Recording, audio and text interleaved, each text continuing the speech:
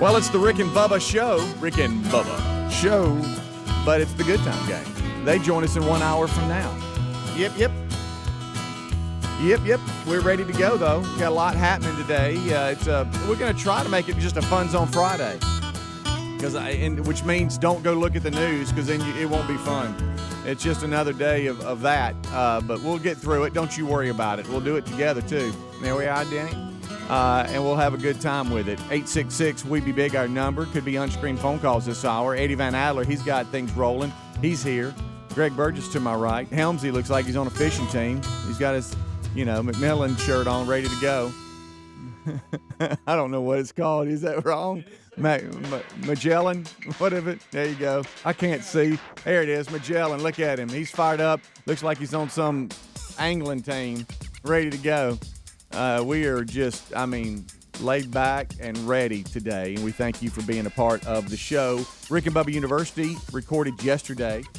Dean and Sarah was with us. He's got a new book out, Getting Over Yourself, and wow, it was a very good podcast, and it will be a big hit as it is published Saturday morning, so be looking for that, and make sure you set up your notifications to where you get alerted when it hits. That'll be Saturday morning. Little fun zone here. Wendy's is bringing by food. All right. How about that? So yeah, we got that happening in about an hour and some change. I always feel sorry for the managers that are responsible for getting up and getting all that ready and bringing it up, because most places don't do that every day. But sounds like a good idea at the time. Yeah, it does. It does. But you know what? They're chipper and ready to go and excited about it. So we are too. So that's happening today. And there you heard them, Mr. Greg and Helmsy over there to my right. What's up? Fish and Shirt Friday. Yeah, Fish and Shirt Friday. It's going to be my new thing. Big and tall. hey, think of that. You know what I was doing the commercial? Macmillan. Yeah. Big and tall. You're not going to find Magellan. this at that store. No. Y'all fired up, though. Yeah. Why don't you stand up and model it for everybody? Trying something new. No, no zip up today. Go ahead and set the hook. I thought I'd let y'all see the neck a little bit. Yeah. And show some skin. There you go. And Fish and Shirt Friday on this Fun Zone. Y'all going straight to the water after the show? I don't know yet. May not go at all, and it all depends. Here's what I told Braden last night. I said I'm gonna text you about 9 o'clock in the morning. Got thumbs. And is that even necessary? I've got thumbs. Well, I was just thinking about texting. Don't force the Fun Zone by going, buddy. It's my I started it. Yeah. Boy, did you ever. I told him I'd text him at 9, and we may go, we may not, I don't know. Just it's a weird weekend with Amanda working, and kids still got finals and school and whatever. So I don't know. And I got a lot to do around the house, too. And then something weird happened yesterday. So my neighbor decided he was going to cut down some trees. Mm-hmm. And I tried to act like I was frustrated about it, but it was actually a win for me. Okay. So there was this dead tree that needed to be cut down. I didn't know that it was dead, but obviously it was. He had the guys come in and look at several trees kind of on our border of the property. Mm-hmm. And he just went ahead and cut it down. And he was like, he's like, I don't know if it's his or mine, but I'll just pay for it for y'all to take it down, whatever. So then the guys came over, and it's like, just a heads up, that tree was taken down. It was dead. We think it was on your property, but this guy's gone ahead and paid for it to come down or whatever. And I'm like, that's a bonus. Heck yeah, like, get it out of here. Glad y'all didn't come over and ask me to split it with you. Mm-hmm. But when they cut it down, some of it landed on our property. And we have this big bird bath, this like cement bird bath that I think is a huge eyesore, and I can't stand it because it's heavy, and it's one of those things where I almost feel like it's a little wobbly, and if a kid or something was to get up there and it'd fall on them and this, I just don't like it there. It's just an uncomfortable eyesore. Okay. But Amanda loves it. Ooh. But a big limb hit it and busted it up and broke it. And so I don't have to deal with that thing. Where are the birds going to be? Are you acting though? I acted like I was frustrated. Dang it. Yeah. I was like, What are we going to do? I cannot believe. I'm going to go give them a piece of my mind. I mean, could they not have moved it? Yeah. Moved it out of the way before the limb came down? I think it was one of those deals where it was a rotten tree. They cut the tree and a big limb removed itself from the tree as Right. it's fallen and hit it. But inside, outside, you're acting like, oh no. But inside, you're going, Yeah. Exactly. yeah. Yeah. I tell you what, I'll have, in front of I Amanda. wish you had that laugh. In front of Amandis, I tell you what, I'll have them buy us another one. That's unacceptable. Okay. And then outside, I'm like, hey, if y'all need any help throwing that in the garbage, I got you. Yeah. Just all let that. me know. Hey, Yeah. y'all don't worry about it. That's I'm trying to get rid of that for years. Right. Yeah. So- Of course, when they Yeah, first yeah. hit it, they thought, cute. Good know. night. That's probably the one thing they said they Well, couldn't that's when get they had to. to- Hey, look, when it falls, make sure we don't hit that bird bath. Yeah. And then it did. exactly. And then it You did. had one guy go, oh, ain't no way. Ain't no way we right, hit that. Right. Yeah, it ain't going to reach it. Uh-oh. Uh-oh.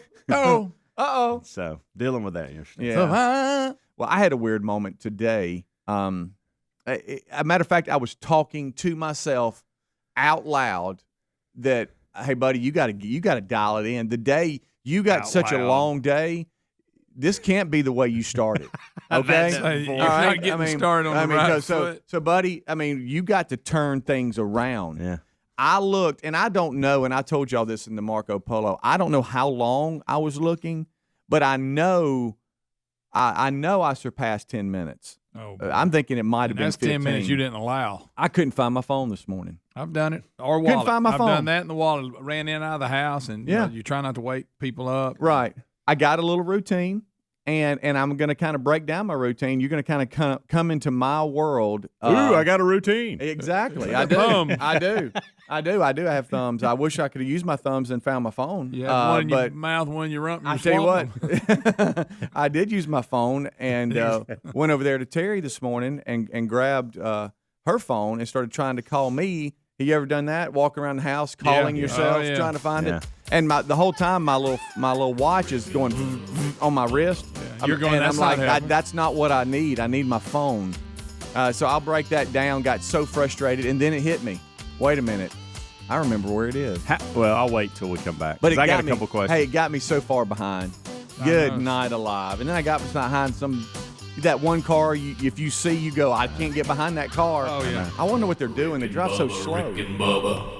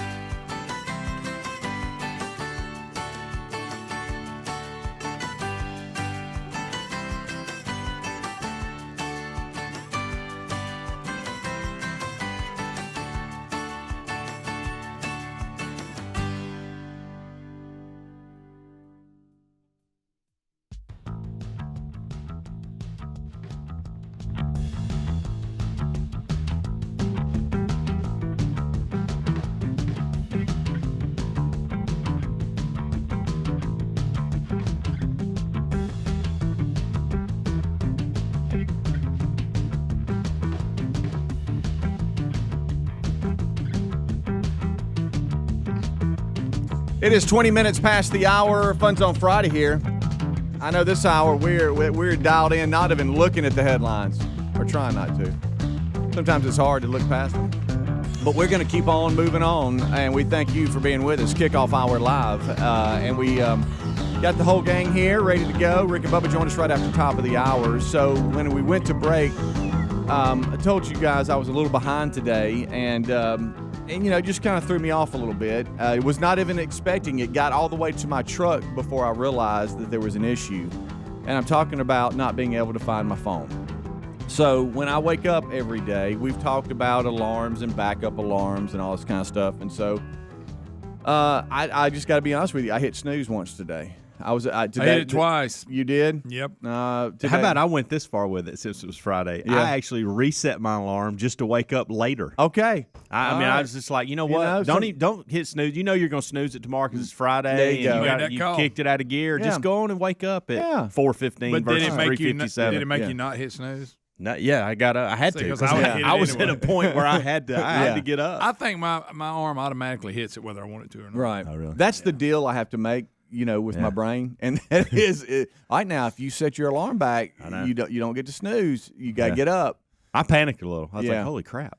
Yeah. So I did. It feels different. Today was a snooze day. I have done what you're talking about before, Helmsy, and it's a decision. You go, why lose 10, 15 minutes? Just wake up later. Yeah. But anyway, so I get up and I'm turning off alarms, the main one, the back one, whatever. Man. And then I walk out to the kitchen. Okay. And the dogs stay in the backyard a lot. Sometimes after we go to bed, does Reese let them in? I don't know. And so I walk out to the kitchen. I charge my watch, put my phone down, and I normally check as I'm walking there, stumbling. Sometimes I hit the door because the door's halfway open. It kind of frustrates me a little bit. But then I finally get there. Just want to make sure, okay, is there anything pressing? Did something happen? Yeah. And I knew we had breakfast being brought to us today from Wendy's. And one of the sales reps First thing on your mind. that's in charge of that had texted me after I had gone to bed for an update on the situation today and then bringing food. And so it was a pretty long email, or text message, and I was reading it. And so I go out, and wow, the dogs are in. Gosh almighty. And so I go let them out. Yeah, see you later. Get on out. And then I'm still reading it. Are you wearing? Do you have your glasses on and you're pulling them up? No, and down, at this time I wish I had my glasses, and so it's kind of it's kind of far away from me. And now not only do I need glasses, I now got sleepy eyes too. So now I really can't focus. Okay. But I'm trying.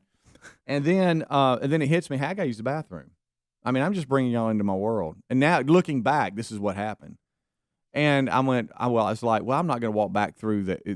I'm still reading this, text message. I'm not going to go back through there, wake Terry up. So I'll just go to our guest bathroom, and use the bathroom. You forgot that, though, didn't you? And so I go, forgot. And I see the text message, so I'm updated. And I guess I put the phone on the sink in the guest bathroom. Okay. I use the restroom, and I forget that I've done that. Start getting ready for the day. And I go on, get in the shower, and get ready. And so after I'm dressed, I grab my bag, put my watch on, and I'm out the door, get to my truck, and I look down. I'm like, wow, my phone's not here. So then I'm like, I wonder what that. So then it's in the back seat. Maybe I was carrying it with my bag, and I put it down or something. So I start looking through the car. No, it's not there. Wow. And I had one stop in the garage to do something. I'm like, well, I'm going to go back into the garage. Before I know it, I'm getting keys back out, going back into the house. And now I'm looking around. It feels weird. And, the dogs are outside looking at me like, what are you doing back in here? This is not the routine. Why are you back? And I'm like, I don't know. And they're looking up at me. They're confused. Can we go back in? No, you're staying out. Well, we're confused. Why are you back? So now I'm looking around, and I'm like, well, it's not in the kitchen. Where is it? It's not in the bedroom, is it? And you know that it's something obvious that you forgot, because I've done that in the morning with the big three: keys, wallet, phone. Yeah. And I'll go, just stop for a second. You know you had it. And that's what I did. I stood there in the kitchen. I went, and so now I'm like, well, I've got to call my phone. So I walk over, and now I'm tiptoeing, all right, like I'm a robber, and I'm tiptoeing trying to take Terry's phone from her. And she's sound asleep, not a care in the world. So I grab her phone, which is on the nightstand on her side of the bed. And so I'm gonna call my phone. So now I'm calling my phone, okay, and I'm walking around the house seeing if I can see the light come on, and then I'm trying to see if it can vibrate. Turned up? No. Why? No. I mean, I don't have the ringer turned up when I'm sleeping. Yeah. What if somebody calls you in the middle of the night and they need something? My ringer's never up either. Yeah, Mine's always up. Yeah, I mean it'll vibrate. I mean it'll wake me up the way it is. I mean on like the do not disturb. I've got a list of about 10 people that even if it's on do not disturb, it'll still ring. So, but anyway, how long were you? How many more minutes did you have before you were going to say, "Okay, forget it, I gotta go"? I was this close, and I'm just holding up an inch. Just a few more I'm mad minutes. you didn't have your ringer on. Well, and here's another question: do you never use your Find My Phone thing on from your watch to your phone that'll make it beep? Well, I've done it the other way. I've done phone to watch, but I haven't done watch to phone. I haven't done that. My but family is huge with that because they lose their phones all the time. Right, but I didn't want to start showing. It'll And then now Terry's up going, well, what's wrong? Well, she's gonna be up when she hears you stomping around. Right. Well. So far, I'm not stomping. I'm tiptoeing, and I've pulled it off so far. But hey, y'all, I walked out to my truck trying to call my phone. Okay, I've walked back in the house, and then all of a sudden it hit me. Wait a minute, I used the bathroom this morning. Yep, there it is. And I walk in there, and then there it sits. There it was. But here's how stupid I am. Okay, and I know I shouldn't use that word. I'm sorry, moms and dads. Is that I get my phone once I sneak back and put Terry's back like it's supposed to be there and has never been touched, and then I see 6 missed calls. I'm like, well, hey, who that called me? And it was me calling from Terry's phone. so stupid. Hey, I better check somebody called. I wonder if it left a message. Oh my gosh, I've missed 6 calls. I've done that. Oh wait, that was me. That was me. Yeah. Why's Terry calling me? That's funny. Is she okay? She's in there. I wish you'd called her back. Is everything Hey, good? what's wrong? Everything good? Yeah, moron. But anyway, that threw me off. Woke up. But all of that was 10 to 15 minutes, and I was just walking around, and I was about 30 seconds. Helms, to your question, I was about 30 seconds from going. I've got to go. I've got to go because I knew once I got back here, I could pull up my laptop and at least I could do iMessaging and text. But I wouldn't have a phone, I guess. And I ended. But how about that joy when you do find it? And then you get on yourself. Yeah, but then from the second I'm backing out to about, I guess maybe 2 or 3 miles down the road, I let myself have it. I was looking in the rearview mirror going, "What is wrong with you?" Did you punch yourself in the face? I almost did. What if he had? But look, now you're behind. Yeah. Oh yeah. Now why? But I was thrown out of my routine. I don't know why. I've been known to lose stuff, so I've lost all 3 of those items. The worst one's the keys because you can't leave. It ain't like you go, well, yes. All right, I'm just going to deal without the wallet or the phone. I got to go. When it's the keys, you're stuck, and that's the worst one because I've ran through the house looking for the keys many times. Yeah, they'll be in the truck, and I'll go halfway look and think, well, they're not in the truck. I look, and then I end up go back and they actually were in the truck because there's like something covering them up. How about when you go to all the spots though and it's not there? I know. Oh, I'll go in there. It's in the kitchen. Then no, you start it's not. to panic a little bit. Yeah. I'm gonna go back out to the truck. To your point, I half looked. Yeah. I'm gonna go back out there. It's out there. No, it's not. It's not. And then I'm like, well, good night. Where is it? I know. I mean, did I drop? What'd I do? I haven't looked in the garbage. Did I drop it in the garbage when I threw that little piece of paper away? I found. No. Why would it be in my hand? I found stuff like that, like in my closet. I'm like, why did I put it in the closet? Yeah. But all good. I have it. Well, but it took me a minute. It threw me off. If you'd lost your wallet, you wouldn't have cared because you don't use it anyway. Oh, okay. Went back to that. I'm just saying. No need to panic. Rick and Bubba, Rick and Bubba.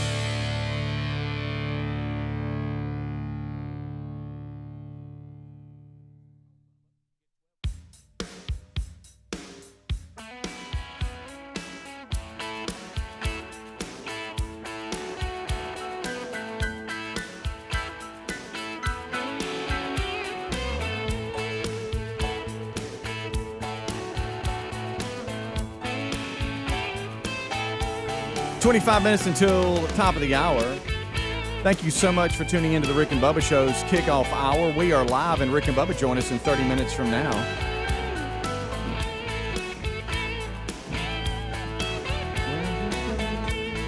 As we come on back, did y'all know today from me, I get mosquito treatment from Cook's Pest Control? How about that? All right. Bring it. Ed, my tech, he contacted me yesterday. He said, Hey, Mr. Speedy.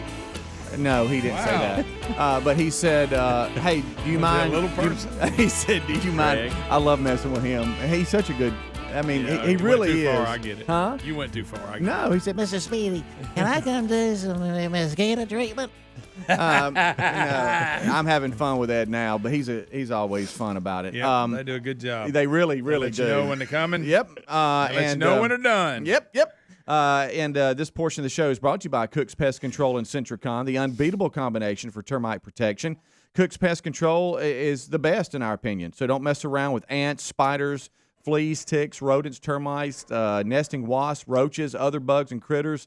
And right now, go to cookspest.com and get a free thorough inspection schedule. They're going to evaluate your home or small business. Or I guess it could be a large business, not just a small one. There's no obligation either. They even offer services for contractors and new home construction for those of you that are in that line of business. So check them out right now. It's Cook's Pest Control. Looky, here comes Cookie. It's Cook's Pest Control. And they're available at cookspest.com. Schedule that now, that free inspection with no obligation. cookspest.com. We love them. Tell them we said, hey, or you can go to rickandbubba.com and look under the sponsors button. No, I'm always having fun with Ed whenever he gets there. He's always you know what, he'll give it back a little bit to me as well. You know, he'll ask me, hey, is your wallet here with you? Stuff like, he'll go to that thing, you know, the stuff that y'all go to. Yeah. Like when we went to break. The new stuff. Yeah. All right, so I've got a little bit of audio here. I want to play for y'all, and y'all see if y'all know what's going on here. Y'all ready for this? Yeah, I like this little audio. Yeah. Now this is something that you're going to know who it is. I just want to know why I'm playing it. Okay. Does that make sense? No. Yeah. All right. What y'all think about this right here? Take a listen. When 900 years old you reach, look as good you will not. All right. That's Yoda. And I've heard you do that. And can I Yoda. tell you this right now? There's nothing that gets on your nerves more than stuff like this. And So I get it. There's a new Star Wars movie coming out. That would have been my guess. When 900 years old you reach, look as good you will not. It's not May the 4th, so we Are can't you do going to May do the your 4th be Yoda? with Because you. you'll do it. Huh? I'm just asking. Are you going to do your impression of Yoda? So let's first of all, because we are going to get that. Right or wrong, isn't it? But why are we having him? Why is this significant? That's not bad. Why is Greg. this significant working on today? It is National Talk Like Yoda Day. Oh, well, My I don't like goodness. those national When talk 900 years old you reach, look as good you will not. like the Talk Like Pirate Day. Mm-hmm. Same thing. Yep. Except Yoda. Rest of the segment, you got to talk like Yoda, Greg. No, I refuse to participate. You do it. You got Do it again. Do it again. Do it again. You're the one that's got Do it Yoda. again. I don't have do, Yoda. Do something now. about Helmsy's shirt. Look like her. You can't understand Yoda. I love the face that comes with it. And for some reason, we got to close our eyes. I don't know why. We do. We have to get in the character. You've done Yoda on the show many times. You are. That and Kermit the Frog, and they're kind of the same. They are. way. They are. Yeah. You just got to watch You'll it. hear bits and pieces of each coming into it. It's Yeah. Yoda Kermit. Yeah, you just got to play with that tongue a little bit and Watch on it. the roof of your mouth. Okay, Yoda Kermit. All right, so we Easy. you got to do it like Yoda. I'm not talking All like right, Yoda. All right, we're not going to go any further until you do one more Yoda. No. One It's more. Yoda Day, and, One I more. think those days are stupid, and I'm not doing it. Nope, I'm out. It's not only Yoda Day; it's talk like like Yoda, Yoda Day. Day. Right. All right, one more time. We're Which going to go. is- If anybody comes up to me today talking like Yoda, I'm not gonna like it. Just saying. One more time. No, that's your No. that's your All element. right, look at me real quick. You've We're not done it going many any times. further until you I'm do not Yoda doing one it. more time. I've done it twice. I'm not doing it again because then I'll feel like I'm participating in the day, which I refuse to do. And I'm going to be your friend right now. I'm going to talk to you about something, okay? And I see that it's reoccurring and it's happened again today. What is he talking? It's not. You don't have a booger Oh, on I your got mouth. deodorant on my You've shirt. got so much deodorant. 2 on days your in a row, shirt. by the way. Well, you know what? Hey, It's real sleepy when I put my shirt Right, on. right. But here, I'm don't just going to care. tell you either. Well, his shirt looks like it's got deodorant on it. Right. Not really. Well, I mean, You it's see- So smashed that's up. what you see see how how quick quick he he went? went to that. Yeah. All right, first of all, Greg, Yes. when we point out things like that, you can't get on to us about, No, I just said. I know, but what Yeah, I'm, but let me say this: if you had it on that shirt, we wouldn't know it. Greg, yesterday, Let's say I brought this up to you. Brought this up to you yesterday, and you almost got mad that I brought it up. Nah, I don't Yeah. care. And it's happened a lot, and I get it. And when it's mild, I won't even mention it. At least I Today, ain't got a booger on my nose. today it looks like somebody's got white chalk and they just scribbled all over your black I shirt. don't know. It's just early, and I don't know. When I get dressed, I don't care. Did you see how quick though he attacked someone Yeah. else? No, I Oh, just to get made it a off point him? that if I'd have had that shirt on, you wouldn't Right. be able to notice it. Yeah. Yeah. All right, do Yoda. But that's We're not gonna what move you were on. actually doing. You were trying to make fun of the shirt. Right. No. And no, get no, the no. attention off of you. That's what you were doing. Hey, I mean, it's, Oh, yeah. Yeah, you see that? Yeah, Will you stand up and show the audience? Nah. Please? Huh? Somebody told me to do the other day. Yeah, Yeah. you're not supposed to put water You're on supposed it. I to know fold that. it. Something That don't work. fold it up and all that. That don't work. Something about folding it together and then They might have just scrubbing been it. messing with you, Greg. Is it coming off? Yeah. Nah. It's faded a little bit. I don't care. All right, so we got an email. We get a lot of them about a feature that somebody wants us to start, Helmsy. Yeah, and I don't even want to bring it up because I know with the mood this one's in, he's Yeah. going to kill the guy. Tanner emailed. He said, I had an idea, but I'm trying not to We be don't get many good suggestions. See, already started. Say that like Yoda. We really don't. Say that like Yoda. Suggestions we don't get. He says, I had an idea, but I'm trying not to be a bip. Okay. That helps. At least he acknowledges it, Greg. One morning, y'all should do the kickoff hour by going through your emails and picking random topics and emails that y'all have received. If not the whole hour, maybe do a segment. I'm sure there's some funny It's like when topics Bubba that does you the information superhighway, same thing. could. Yeah, it is. Greg. I guess so. But this one would be more like it's exactly what it is, Greg. But this one would be more like little handles that we're in. Or Not only hey, that, look, but check this just out. the topics that people want us to talk about. We come in and we kind of scan the world and pick what we want to talk about. I mean, just for instance, like the guy sent us an email a couple times over the last couple of days about the people acting like horses. Mm-hmm. We've made a decision not to play that because we think we've already played it But I'm before, not sure if we did or not. and there's some things going on in that's a little we probably don't need to play.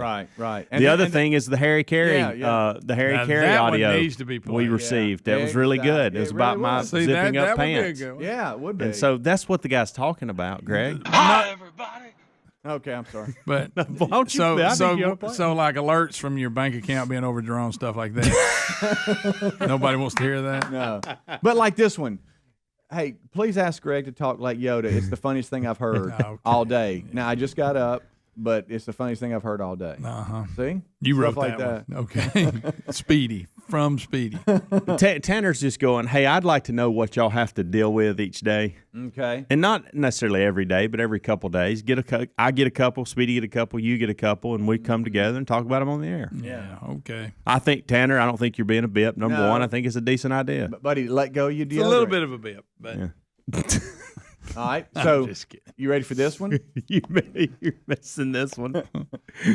My uncle is a doctor, and he has always said that hydrocortisone cream. look, if you can't read, then don't read emails. Helps sunburn. Remember, I brought up Reese and his sunburn, which you don't care because I have kids and they get burnt. I do, but and I told you they to put said- aloe vera on it. But they said that hydrocortisone cream, Cortisone. cortisone cream. Don't you dare help him. You know what I'm saying. He acts like it's not a commonly referred to product. I wish I could delete this whole segment. Wow. Wow. Here's what he was doing. I'm gonna give you an example about how Well, and I didn't just destroy. I didn't proofread it. Okay, Speedy, will you get? I know it's not Mother's Day has passed, but will you get the guys to cut this copy for ZZK? There we go. It's a Mother's Day. The month is all about Mother's Day. So we got that today. Did you know that? The month. The whole month. Yeah.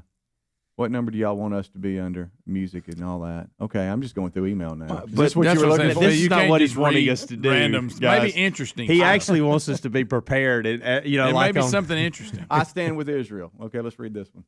Okay. There we go. There's that one. What are we doing? There's one. I did get Somebody one. sign See, me up this for is Belk. this is a I don't perfect want Belk perfect email. example. Okay, Horace McCord. He sent me an email. Horse. Yep, Horace. He said, "Hey," he said, "Have you ever had peanut butter crackers with hot peppers on them, Okay. First of Jalapeno all, that's peppers. disgusting. on top of them?" And he said he thought the same thing, Greg. But he said he was surprised at how much he loves this delicious snack. There's no way that's And good. so that's kind of the thing. I like that. That's Thank you, Horace. Yeah, he threw in that he had a looks Speedy, like- why don't you try another one? Oh, here's one. Your credit card statement is ready. Okay. That's what I was talking about. That alerts on. Oh, you have insufficient funds. Right. Okay, well, Yeah. good Okay. news. We're in the club. We'll cover it for you and charge you $100. Right. Do me a favor, please have Greg pull his shirt up to the side and walk to the camera so we can see his deodorant spot. There's that. Here's another one about your Yoda. Everybody thinks it's a good Yoda. Yeah. Get him to do it more. Sunburn relief. Here's another one about sunburn relief. You want me to read that one? Well, I hope it ain't hydrocortisone. You'll be hemmed up. Mm-hmm. And I'm Wow, not about I'm not my going iPhone. to give her name, but I thought this was funny. We had a lady just mad, and she's a friend of the show. She's been here in the golden ticket seats before. She was mad because she actually thought that Auburn had painted their field I blue. saw that. Yep. And I think her family. I told her, I said, listen, either your family's pulling a good one on you, or they have fallen for an April Fool's she joke was that mad happened back on April 1. Yeah. And so one of those, that either they're not very smart and fell for it, or they're pulling a good one on you. I was going but back and she's forth. gone I think a couple of weeks or Yeah. a few days, Mad. and frustrated because she thought Auburn had painted their field blue. I was going back and forth with her as well, and she said that and I won't say exactly what she said, but Auburn football did do a little April Fool's joke. Did you on call her that. stupid? And no, and I just said I think he fell for the April Fool's joke, and then she had some colorful comments about him, About her family. Yeah, That's about funny. They thought that was real. I guess I don't know. So somebody wants you to be. Here's another one. Please ask Greg to be assistant coach in Yoda voice. Okay. Yeah. Speedy. I'm just He's telling over. you. Oh, we not Look, reading? if you're going to make up email Here's another one about sunburn. about hydrocortisone. Right. Tanner, I'm sorry. That didn't go nowhere near like I thought Tanner, it would. that was a bad segment. Let's just call it. I don't think it's on Tanner, though. No, it's not on Tanner. He tried. Who signed me up for GNC emails? I wish I they'd get take a me lot off of that, too. Are you so bulk? Huh? You so bulk? I'm what? Bubba, Rick and Bubba.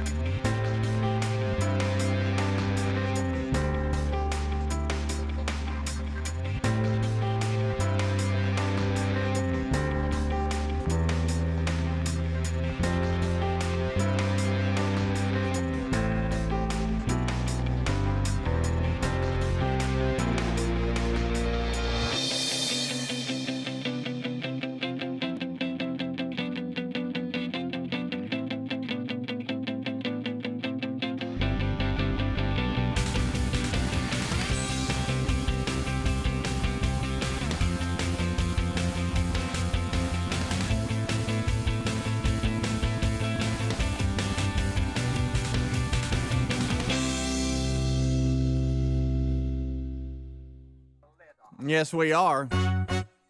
Kickoff hour live. Rick and Bubba join us right after the top of the hour. Fun Zone Friday already rolling. Rick and Bubba University, it has been recorded, and we're excited about it because it's a good one. We have Dean and Sarah. He's got a new book out, Getting Over Yourself, trading belief in yourself religion to Christ-centered Christianity.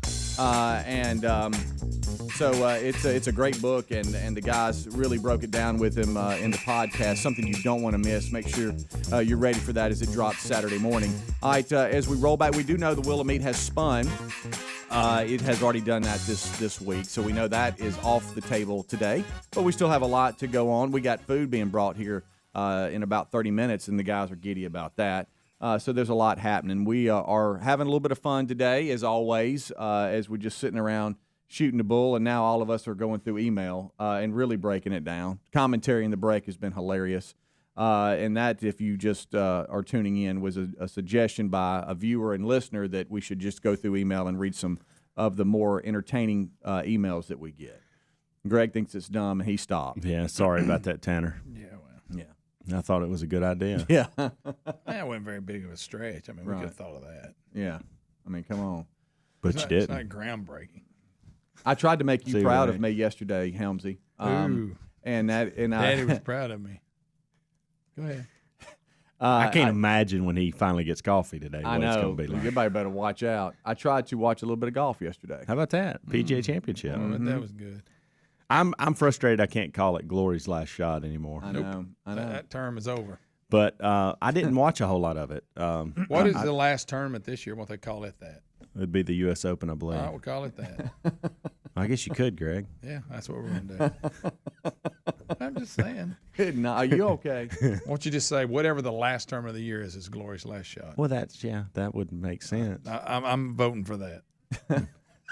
Will you give anything to the PGA Championship this weekend? Probably not. At all? Probably not. Well, I see, don't know. I well, mean, you sometimes probably- I watch.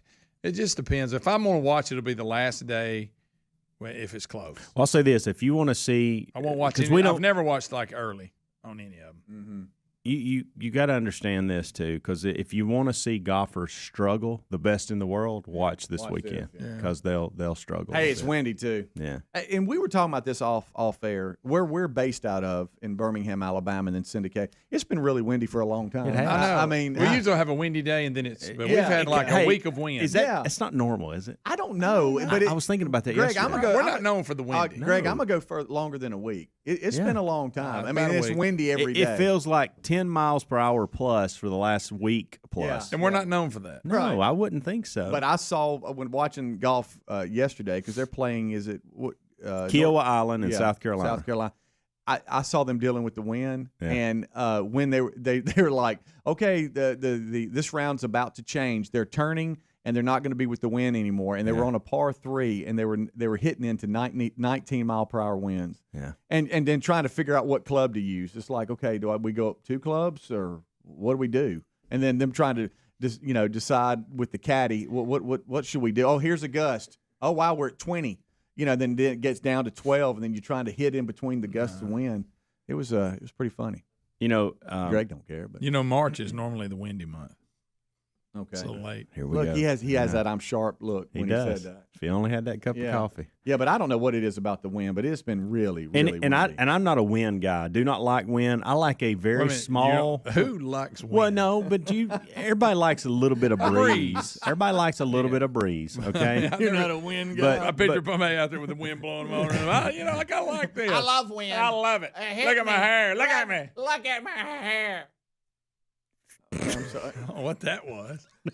Well, he had a But stroke we or had a family stop by here yesterday, and I think one of you were talking about how they had been to the beach, Yes. and they were frustrated that the wind at the beach. It'll. Hey, people talk about the sand all the time, and I don't like the sand in my room, and they'll get down there and get burned. It's so hot. I don't like the wind coming off the dang Well, coast. we had It's rough. 2 couples stop by at different times. Red flag One conditions. was from Tennessee, right outside of Nashville. The other one was from Indiana. Both were stopping on the way back home. They had been at the beach. we're a and destination both for of that. them. One was they were campers, and they said, "I know Rick doesn't like to camp, but we can't. Yeah. we took our own RV down and we're that wind blew out at a RV. campsite or whatever, and that's what they just said. It was shaking the dang I bet thing. they did. And Imagine just you driving, couldn't even pulling really it. go to the beach. Sand was getting blown in your face and everything. Who wants wind? I We got probably another know, family coming by today, by the way. Yeah, So really? heads up on that. Yeah. From the Yep. beach. I don't know if they're headed I there wonder or if they've coming dealt back. with wind wherever they've Of course, been. it's supposed to be a surprise, and I think I just ruined it. Yeah. Okay. Are we going to talk about your uncomfortable social moment yesterday? When when we went out and talked to the couple Well, that you know was when from you have just standard answers. they're from Lebanon, Tennessee, right outside of Nashville, and we've been by about 6 times, whatever, and we I get think to your get to him and 6 him is up. a little No, I much. think they said 6, and you can tell them what you said when they I were just went leaving. left side said it was good to meet y'all. Yeah. That's just the thing. They look familiar to me. I mean, Well, let me ask you. No, but so after- did you recognize them? No, Okay. no, but I did But recognize after them, they by the said way. that, I did recognize them. well, I don't know their names or where they're from, but I recognize them. I told them It's like I've seen them Well, that's before. not They've been here. rude if you don't. There's a lot of people. It's Right, been but a while. Greg, We ain't af- had guests in a year. But Greg, after they say they've been here 6 times and have Well, met us, that's and then just you go, "Well, it's it's good just to meet you." a thing you say. Yeah, I agree. Greg, I did the same thing. As it was coming out of my mouth, I tried to stop Right, it. you're right. It's a standard wrap up. Yeah, it's kind of like when somebody tell you something, you go, "Yeah, you too." And it I don't always say good to see you. That way, it's all clear. apply.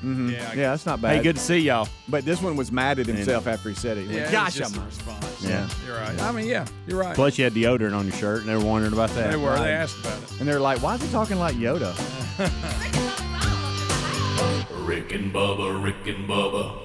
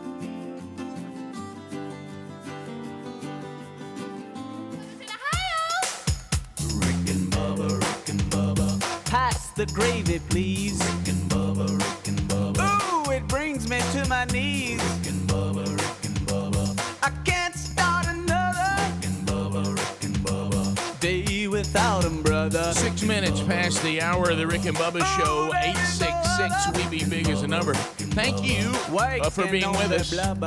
A brand new hour has begun, and it starts with the national anthem.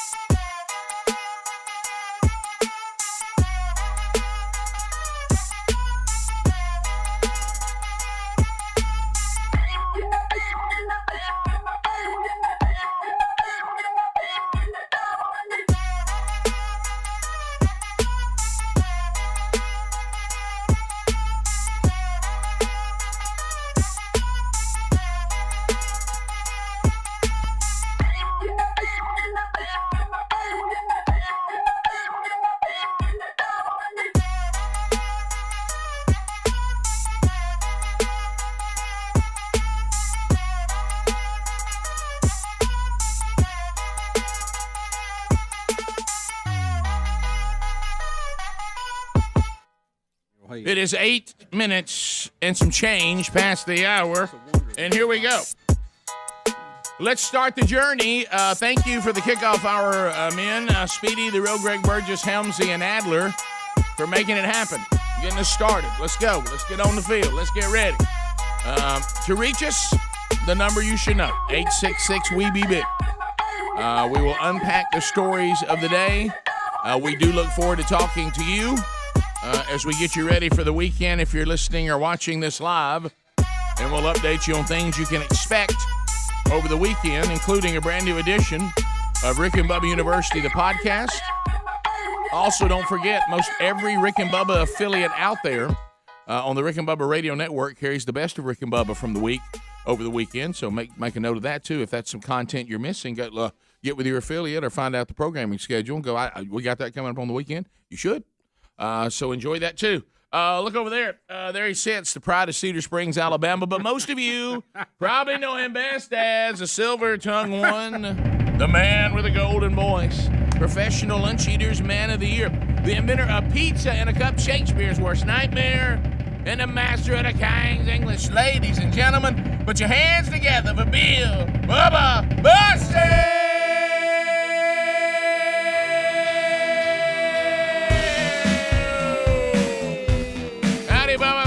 How about you, Rick Burgess? Friends, neighbors, associates everywhere. Come on.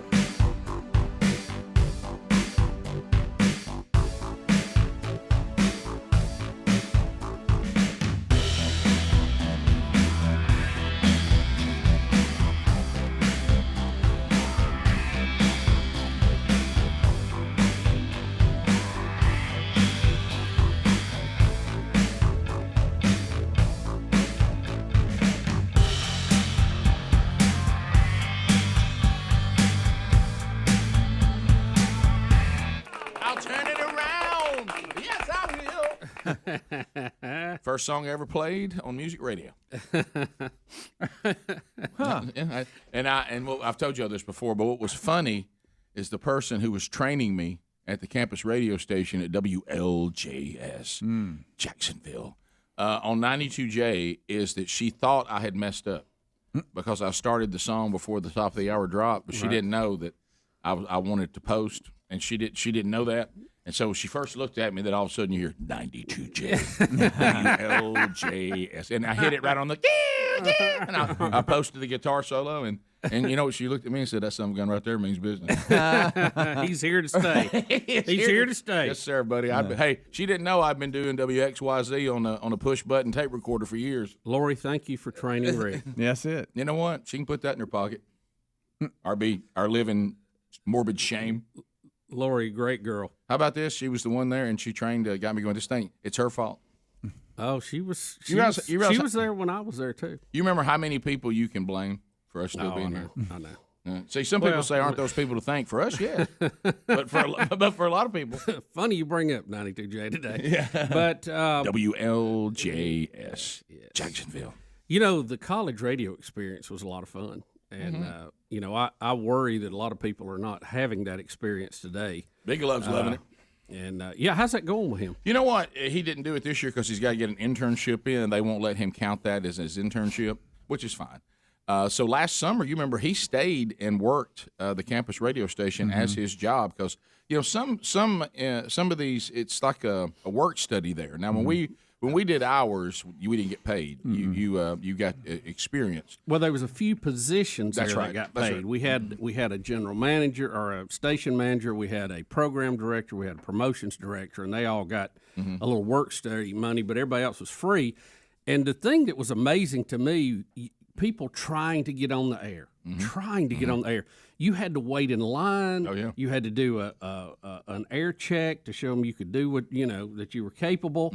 And, I mean, you wanted to fill in for somebody at 2 o'clock in the morning over Christmas. That's when you first got on the air. Yeah, absolutely. It was unbelievable, the amount of interest in that at the time. And really, I thought, pretty high level of professionalism for a bunch of kids starting. No. You know? Other than the fact that you were running public service announcements other than commercials, right? The radio station ran just like a commercial radio station, and you had to adhere to format and, you know, if you would, and things like for that. the most part. And then you know, and Speedy now, I ain't trying to brag on us, but you know, we both reached the pinnacle, the Thursday night all question. That's right. Yeah, I never made it to that. You know, on the campus station, if you got there, that meant It's about 7 to 10. Right? Yes, that means somebody meant business. Yeah. Of course, you'll get in trouble if you. You will. But anyway, You will. You will. Speedy, I think we had moved on by the time, because I was a little bit ahead of you, I think, on that scale. Yeah, you were. And, 'Cause, I mean, I had to come on. I mean, I spent a year at Troy, right? So I came in, you know, a little behind. And see, I actually started in high school fooling with it, so I was a little bit ahead. But we used to have a remote unit that had a dial on the front of it, a click dial. I remember seeing that. I remember seeing that. And it was a little square box, and it had knobs on it, and we used to go out and do remotes and things. I thought that was the coolest thing ever. Well, and Greg, you remember, but that was gone by the time you got there, wasn't it? You never saw that. The all request you on Thursday night got out of hand one time. Yeah. You remember that? It did. Yeah, but the Rick tried. Yeah, when I did one on location for the first time, I thought, well, this is the greatest thing ever. Well, mine was not on location. I just turned the studio into the location. And, got it. And Didn't turn out and it well. got out of hand. Just left the door prop. It got out of hand. But the There was some evidence gathered. But back to and by the way, I remember defending myself, saying, "You think I drink that brand?" But anyway, so when they produced the cans, I was like, "That's low." I know it's not me. But Big Love did that all last summer, so he's done it a lot. But unfortunately, because he has to do an internship for a grade now, he's home doing an internship that they'll count as a grade, so he's not getting to do it this summer. But when he goes back in the fall, he said he'll go back at and it. do a shift. You know the thing I remember about But he gets paid a little bit for it. And in the early days, we were in the hall that was formerly known as Bibb Gray's. Yep. But when you had to go in and sign the station on early, sometimes the 2 to 6 shift wasn't filled, and you had to sign everything on. I remember you'd go in and the monitors were on, and there was like a hiss in it. But you went and when you pushed the button to cut the transmitter on, which was up on top of the library at the time, and you'd hear the hiss go away, and it was just quiet, and you knew the transmitter was on, and you was ready to play that sign-on card, And yeah, I got to do that during a brief run of trying a morning show out. At that time, I thought to myself, who wants to do this? Yeah. I thought, what crazy people would get up this time of day? That's where Mr. Allen came from. Hey, look, I was doing commercial, getting paid for it, and then doing my free stuff. And sometimes I went from one to the other. Yeah. I did that too for a while. I did that too. I was due a weekend paying gig, and then during the week I'd still do my rockin' 92 J. Oh yeah, those were the days. I thought to myself, it won't get any better than this. Of course, it did. Rick and Bubba, Rick and Bubba.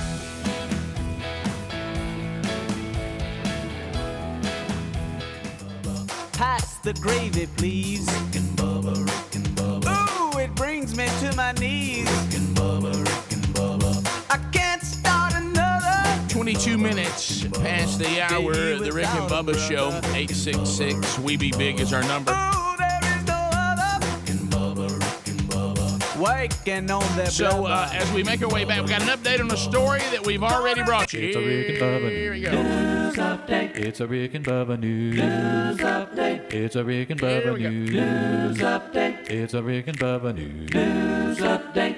Rick, we were talking yesterday about heavyweight boxing and how, we finally got some storylines back out there. There's some interest in it. And it has to do with Deontay Wilder and Tyson Fury. Mm-hmm. They have verbally agreed to fight again, according to sources. The fight is tentatively scheduled for July 24th at a site in Las Vegas to be determined. A backup date of August the 14th is also on the table. Now, this was all because an arbitrator ruled that Fury was contractually obligated to give Wilder a rematch after the two men fought to a draw in 2018. Fury picked up a 7th-round TKO victory to win the WBC heavyweight title in February of 2020 against Wilder. So this will be, and get this is what Tyson Fury tweeted out yesterday. That's funny. He says, "I'll smoke Wilder first, and then you will get yours," Fury tweeted at Joshua on Tuesday. Now, Joshua holds 3 of the 4 major belts in the division, and Fury was scheduled to fight him, but he decided he would fight Wilder first and not pay him a step-around fee. So Wilder reportedly said he would take $20 million. So it looks like that Fury is going to take that chance that we talked about, and he really didn't have a choice when you look at once the arbitrator gave that end date. He's in a bind now, so he has to fight Wilder first. But if he gets beat, boy, it changes the purse on the next one, doesn't it? Yeah, because it will no longer be a unification fight. Yeah, that's right. So now that fight just becomes you want to see these two guys fight. Yeah. Do you know anything? And he could get his belt. And Fury could go get them. Yeah. Do you know, Greg? I don't know if you watch this, but I don't. I haven't really watched any of the heavyweight stuff until the Wilder Fury thing kind of kicked up. But Joshua, he's 24-1, 22 knockouts. The one that holds 3 of the 4 major belts. I don't know anything about him. I've never even seen him. I don't know what he never looks even like. heard of him. No, I never. He's is he British? Have no idea. I think he is. But now we do know that Fury is king of the gypsies. We That's do know right. that. He's Gypsy Irish. King, isn't he? Gypsy King, bare knuckle boxers. His dad was a Gypsy King. Here comes our rough Eddie Van Adler, who has all the expertise on any sort of physical fighting. So Anthony Joshua is this just statue of a man, heavyweight, unbelievable fighter. His one loss that you just mentioned, Bubba, is to Andy Ruiz. And Ruiz is this like just butter bean of a looking Mexican guy. He loves tacos. He's all about it. And when I know who that guy when is. Ruiz beat Joshua, it was like all the fat guys like came to work with their shirts open and all this. So that was like all over the internet. So that's cool. That's his one loss. He did. They did have a rematch, and Joshua did beat Ruiz. I think he just underestimated him in that particular fight. But Joshua's a big name. He's just a gigantic statue of a man. So of all the boxers that we're talking about, these 3, we got Wilder, Anthony Joshua, and Tyson Fury. Anthony Joshua actually looks like a boxer. You got Tyson Fury, who just looks like just a gigantic man. Tall, but He's got he's love not- handles I know, swinging I know. around when he's hitting the bag. Yeah, I know. And then you got Wilder, who's undersized for the division, and he's just knocking everybody out with just a one-punch hit. He's small. He's underweight, but so you got those are your 3 Got some guys. long that you're arms. So you think Joshua is actually probably the typical?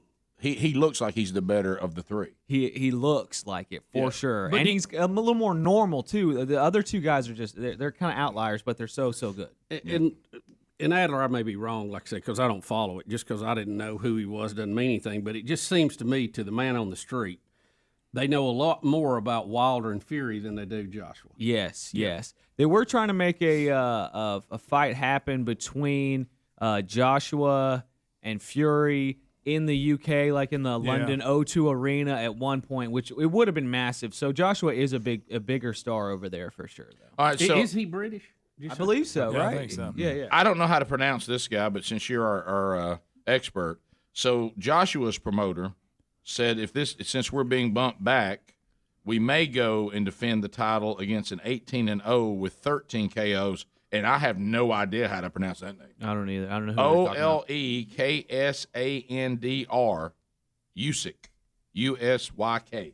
I should probably know who that is, but I don't follow boxing. Undefeated, 18-0 and 13 of them KOs. Wow. And he says that's who we'll fight since we've been delayed. But think about this: how long has it been, even for us, that we had a discussion about heavyweight boxing? The last time they took fault. Decade. Yeah. No, other than this, decades. You're right. And I think the reason Tyson era. I think the reason that is we've said it before. I know pay-per-view is a big deal, and I say more power to everybody. But when we were growing up, the heavyweights were on regular TV that everybody watched, and the big fights would be on one of the big three networks. I think that has a lot to do with it. Yeah, it does hurt their publicity, I think. Yeah. Now, they get a big payday, sure, and everybody's fine with that. But I think just and as far as people knowing them, man on the street, name recognition. Yeah, I mean, the local tie with Deontay is awesome. That to me, I was like, whoa, that's how I found out about him. I was like, there's a local, quote unquote, local guy that is just destroying the world of boxing. Yeah, and I think that and punching mascots. Oleksandr Usyk, I should probably know that name, is what it looked like to me. Yeah, I think that's got to be it. Yeah. I mean, I don't know what else, but you know who that is, right? Oleksandr Usyk, I've probably heard that name before, but I don't know. Apparently, he's undefeated. Yeah. Well, there you go, 18-0. Right. So, but also when we were growing up, UFC was no competition to boxing. They didn't. I mean, that was back when it was the Tank Murdoch and all them when it first started. You remember? But just getting her to slug it out. But now Tank boxing has, and also then boxing went through that Don King controversial, people cheating people out of stuff. Him taking Paul Tyson's money. Yeah, so it got ugly, and the UFC stepped in and said, "You don't like what's happening with boxing? We're here." And then, they're bigger than boxing now, right? I think so. The athletes are not paid like they're bigger than boxing. Really? No. The personalities that you have in the world of mixed martial arts are gigantic, and they are not getting paid, you guys. They fight a lot. Brutal fights too. Yeah. I mean, boxers will get a big one, and it may be a year before they fight. We're throwing elbows, people, and they're getting paid like some people are like $50,000 a fight, and you fight twice a year. What? Totally in the UFC. Yes. Bottom of the hour. We'll be right back. Rick and Bubba, Rick and Bubba.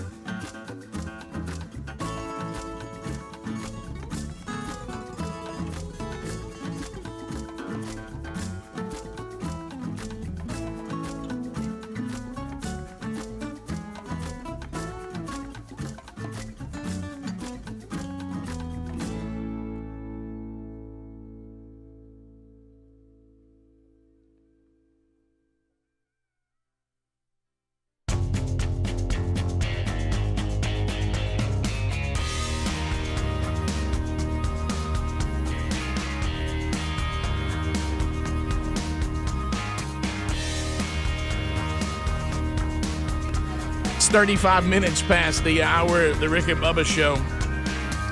866 We Be Big is our number. Ancestry.com/Bubba will help you search billions of records to learn about the people that you come from and the lives that they led. We all have common ground that connects us. And you know what? Sometimes it's really, really cool to learn about your ancestors and how they served throughout our country's history and even where they came from and the regions around the world. You may think you know your ethnicity. You may think you know. Would you like to absolutely know? Well, they can help you at Ancestry.com/Bubba to learn about the stories of your past, because your family history is the history of you. So go to Ancestry.com/Bubba to learn more. We'll get you a starter kit for free. It's a little trial that you can kind of try it out, see what you think. So go to Ancestry.com/Bubba. There's also a link right to it at rickandbubba.com. You'll find that right there under the sponsors button. So, Bubba, you know how sometimes you get something that just kind of makes your day, and it just when I was sitting around yesterday, and you and I, we were doing some business, and and you're just looking for a pick me up. Sometimes doing business is not as much fun. Sometimes it is, sometimes it's not. And so I'm sitting around just looking for a little pick me up, and then I just want to thank listener to this show, Jeffrey Sullins. Yeah, look at this picture. When I saw this yesterday about this, when I saw this picture, this picture, and those of you that can't see it, Jeffrey's family, he said he dropped a not so subtle hint, okay, and his family moved, and I apologize, it was just an inventory situation. We're all having a hard time with inventory right now. We only had 28 of these grilling packages, and what I mean by that, some of these individual items you can still get. But because one of them, and I think it might have been, don't know if it was the spatula or one of them. There was only 28 left, so you had to go down to the lowest inventory. He has a Rick and Bubba apron, which we still have. He has a spatula. He has the Wildwood fork, and he has the Somebody Means Business grill-a-tongs, and he got that from his family. And he took a picture. Look, I mean, yeah, that's a great shot. Is there a gift better than that right there for Dad? How about that grin on his face? Well, yeah, he's grinning. Yeah. Yeah, he's grinning and grilling. I tried to get Betty to model mine yesterday, but we couldn't come to terms. Uh-oh. But I was actually I've come to the conclusion, and we were talking about this. You know how we can get out in the world of things. Look, he's even put his mitt on. Look, now look, he's got all his stuff inside his apron. Look at that. Golly, Jeff, thank you. You made my day yesterday. I just like to see somebody that happy. Yeah. That just and having everything he needs. But so we have we just recently I grilled some burgers on the grill, with the Rick and Bubba spatula, because I'm telling you, it's the best spatula I've ever had. I mean, I even have one that's still back before we had that, and I'll go in there sometimes and laugh at it. It's there just in case something happens. I mean, maybe the one time I took the Rick and Bubba spatula down to the farm and left it. Mm-hmm. So I got hung up at the house without it, and then I had to go back to that old Keeb. And he's just so tiny, and he's just so Keeby compared to the big old spatula. It doesn't have no logo on there. So anyway, I was cooking, grilling some burgers on the grill because both of the boys that are home were going to come by, and we were going to have dinner together. And you know how sometimes there's so many things, and we've talked about it, and I even talked about some of it from vacation. There's all the fancy this and this, that, and this chef has got won some award, and I don't mind all that. I mean, I'm a foodie. I like to go find great restaurants and great food, and I love it. But I was just sitting there with a purple onion on a grilled hamburger with the seasoning that Sherry puts in there when she makes the patties, and it's just grilled perfectly. And I'm sitting there with that purple onion, some of Sherry's slaw. I'll put some of that on there too, ketchup, mustard, some pickles, a tomato if you want to. And it's there, and I just looked across the table, and I said, I got to tell you something. I know there's a lot of fancy things out there, and there's some really complicated foods, and there's some brilliant recipes, but by golly, I don't know that it gets any better than this. Yeah. I mean, this right here is as satisfying and as good as anything I've ever eaten.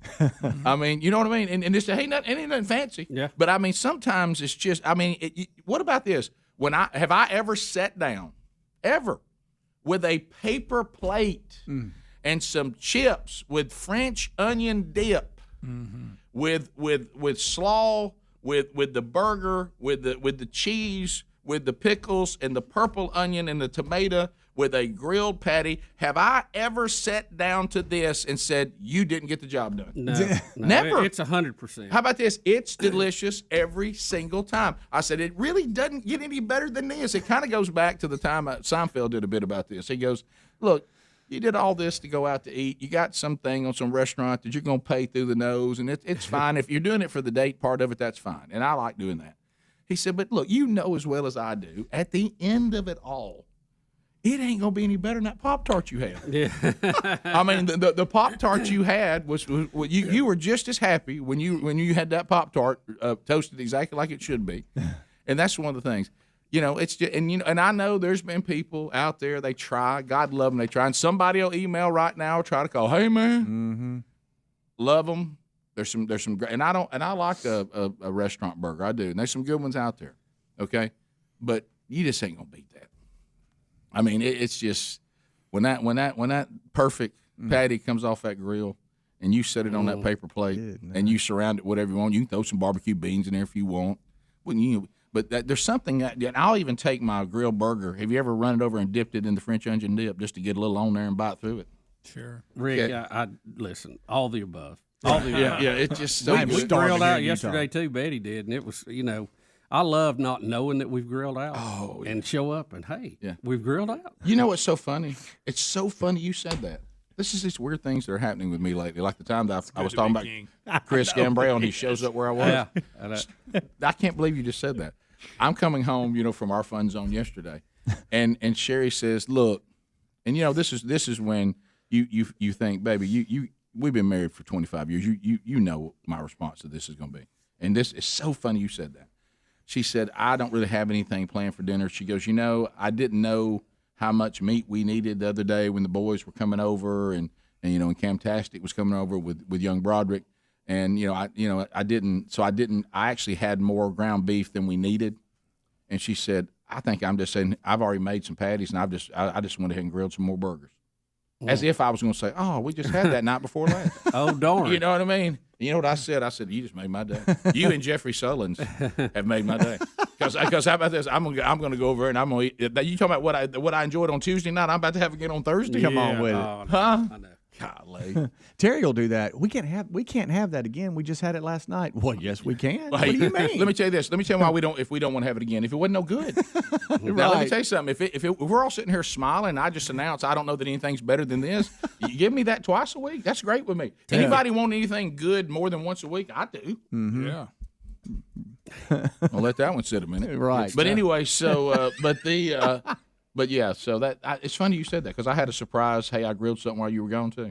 Isn't that funny? It is. It is funny. It's almost like they knew they needed to. And you go in there and you see, we don't go overboard with it, but I mean, Betty usually will have a tomato slice. Sure. And, there'll be some Swiss cheese in there or something. Of course, I start eating it before I get the burger done. But I mean, God, you just sit down and hey, it's just number one. Big Love and I had a little standoff about the night I cooked them because I'll be honest with you, I was nervous when Sherry said, "Well, I went ahead and cooked the burgers. Can you tell me how long they need to sit before I flip them the first time?" And I said, "Baby, you trying to cook the burgers?" And she said, but I give her credit. When I got home, of course, my instructions were to the letter. When I got home, they were fantastic. But, and I don't know where you are on this, Kobe Jack. Big Love wants Kobe Jack cheese on the burgers, and I just want cheddar. Mm-hmm. So I want Swiss. I want cheddar. You know what I want? I want to go get a Kraft single, just real simple, and put a Kraft single on it right there. What about Munster? And so you like Swiss. Well, the Kobe Jack's a combination of the two, isn't it? It looks like it's got yellow and white. Kobe Jack's a good cheese. Have you ever Big Love studied, thinks it's the end of the world. and I told him, I said, I ain't putting Kobe Jack on all of them. Look, I love cheese. We'll do half and half. I love cheese, but have you really ever looked at what cheese is and how it's made? No, I don't want to. But don't go into this again, Bubba. No, it's awful. You know why Swiss cheese has the holes in it, right? Here we go. Well, it's just they blow like carbon dioxide or something into it, and that's where the air bubbles were. Let me tell you, watch out, you're out of control. Do you know that? I mean, I just read that the other day. I thought that was interesting. I didn't see Kobe Jack on there, but you just put up there. Who knows what is that's Kobe? An outline. That's an What's outlier, Kobe Jack? But put it back up there. Where we at? There it is. Okay, all right, number 6. Okay, number 6. Real quick, can we talk buns? Who puts Gouda on a hamburger? Not me. No, I like it in salad, but. Well, yeah, we can talk buns if you want to when we get back. I like to know how you prep your buns. Okay. I open the bag, get mine out. Yeah. Well, see, I mean, you can go that approach, or you can put a little butter on them and put them on the grill for just a little bit. Yeah. We call that the heart attack. Right. But I need to cut back all I can on that. Rick and Bubba, Rick and Bubba.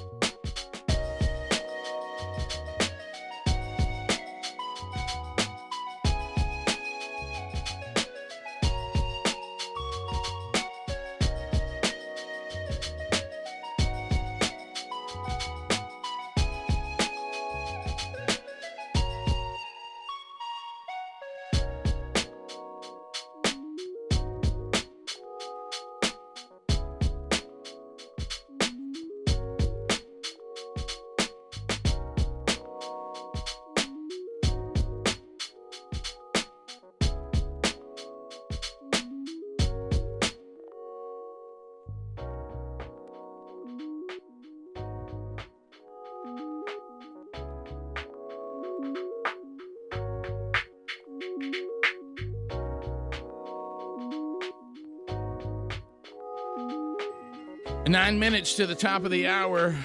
Rick and Bubba's show, 866 We Be Big, the number.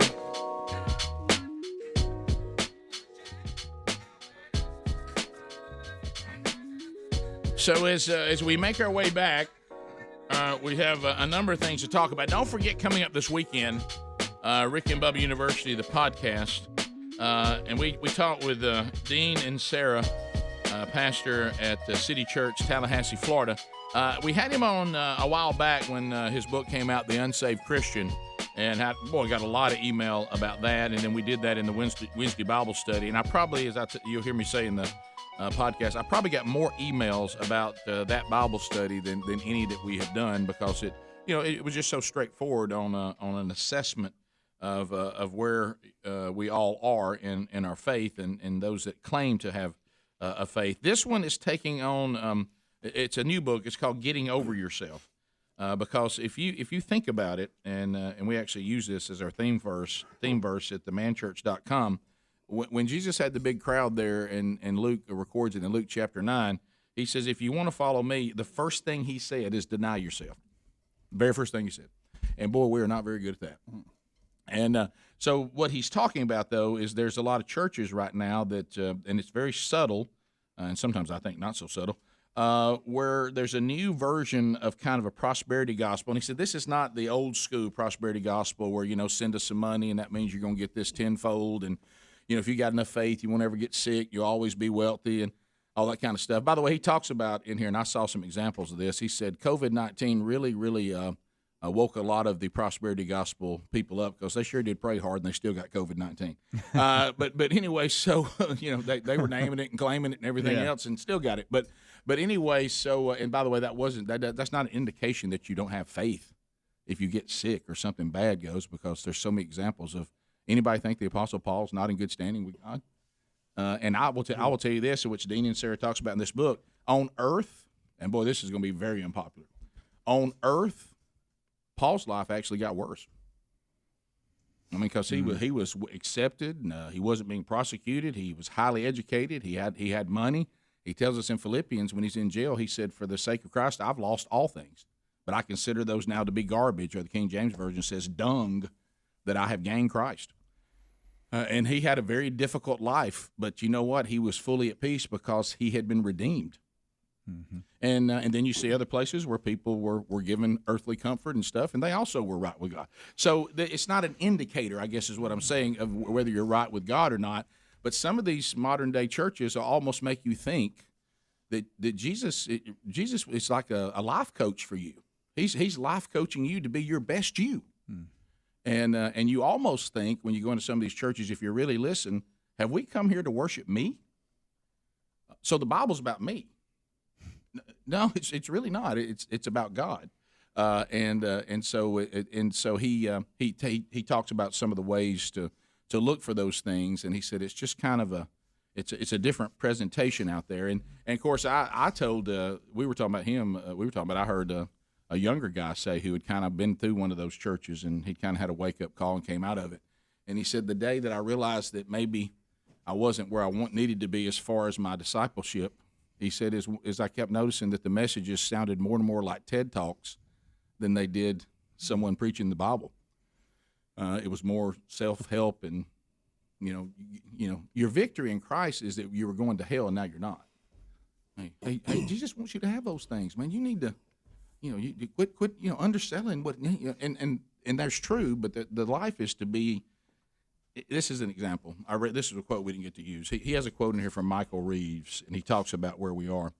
When your culture is hedonistic, anybody think America's hedonistic right now? He says, and your religion therapeutic, not to holiness and awe of God, and he said it just becomes self-help, and your goal is a feeling of personal well-being. He said, here's the problem is really deep down people become miserable because fear is an ever-present headache. Because the minute the day doesn't go well, you go, there's something wrong between me and God. What's okay? And he said, so you never have this peace because you've been told, incorrectly by the way, that really we're here God worships you. And he's just enamored with you. and he's recklessly coming after you. And see, if you don't know that the Bible says that God is not reckless, that Satan is reckless, that God is a God of order, and if you don't know that, and you go, hey, that sounds awesome. But then it all kind of, it's like it's like a house of cards. And then all of a sudden, every other day, it keeps falling down because you get real confused because you know why you're confused? Because really that theology doesn't match up biblically. And so when you don't see it really happening, Adrian Rogers said it best. When you're looking for the devil, never fail to check the pulpit. And so, just be sure that you're able to vet what you're being taught. And this book will be very helpful on that. So we'll talk to him about that this weekend. He's a fun guy, too. Oh, he is. What's funny about him is he has a great sense of humor. Yeah. Now, let me tell you something. He loves sports. And yeah, he does. If Tom Brady's looking over the podcast the whole time. I love when he says anybody who thinks that Tom Brady is not the greatest quarterback of all time has a right to be wrong. But what's funny, too, is, he's also like us. Like sometimes he'll just put out on his social media that he believes that he just saw the greatest uniform today.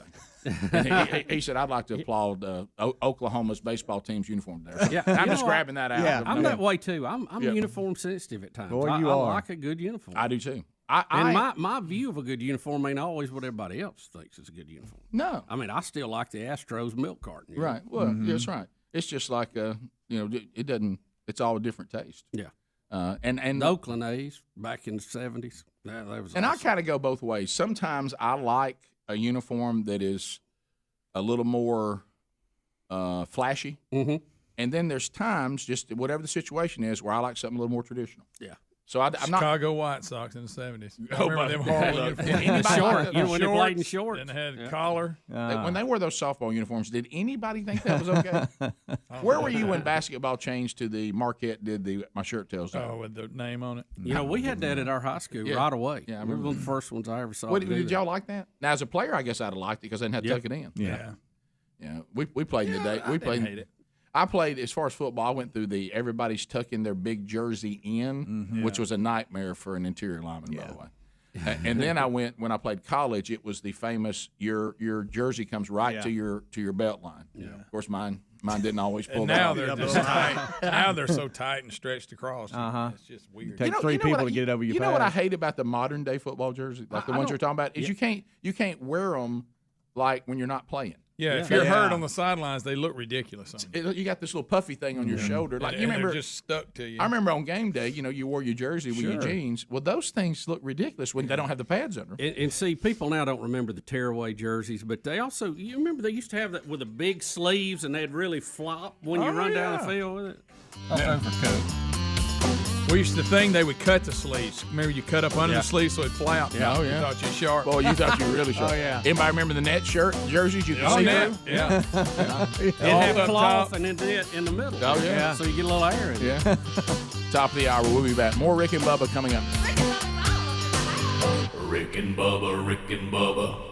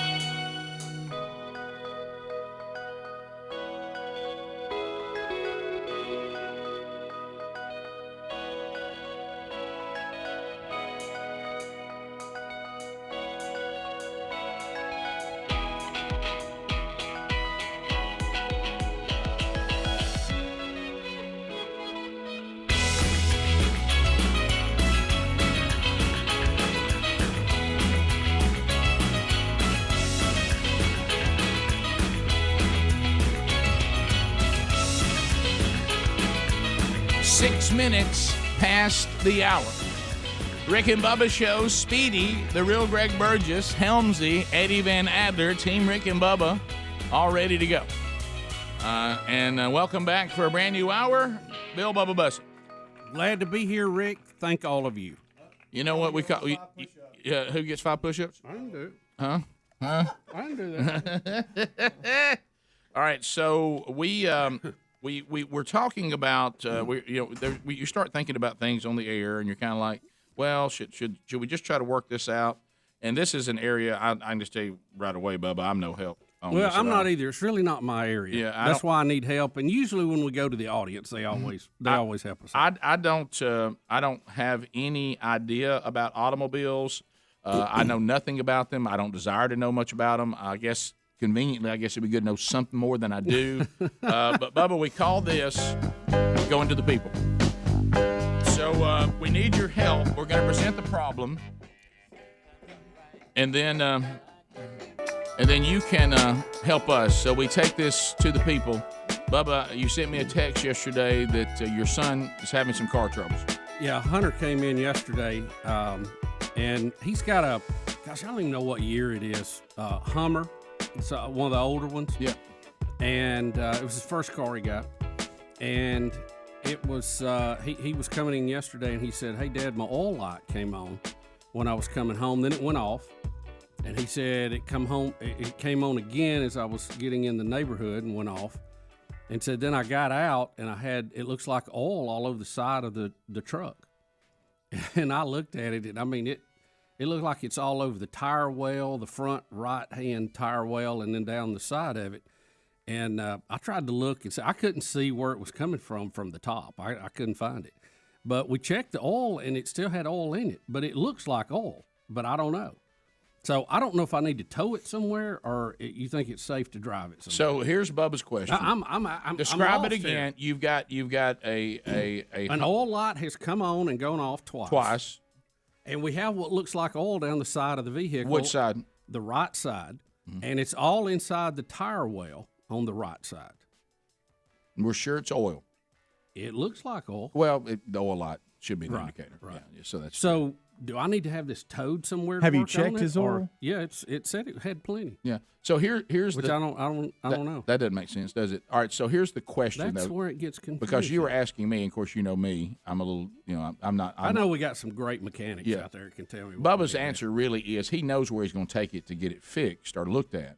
He's worried about does he need to have it now since it got home in this condition. Drive it, or do we need to tow it? Should it be driven to the place? You think that's fine? And it's not far. I mean, it's probably less How far? Maybe a mile, 2 miles. Oh man, you got to drive it. Yeah, I would too. Yeah, but if you're out of oil, but you're not. But you're not. You said you checked it. Well, I know it said it had it, but I don't know. All right, something don't add up here. Look at the people lighting something it up. Don't add up. Look at the people lighting Tune into Car Talk real quick. Well, look, we got a little, but sometimes we've had car talk on it. We got to get to the bottom of it. All right. So Sam in Lexington. Sam, what do you think? You think the vehicle's okay to drive? It should be if you're only going a couple of miles, but it sounds to me like either a leaking head gasket or a cracked head. My dad had a 74 Datsun that we'd have to replace the head gasket on every other year. Boo. So Boo to that. It's not that bad, but I mean, trust me, standing outside with Dad with a wrench in one hand and a beer in the other was fun.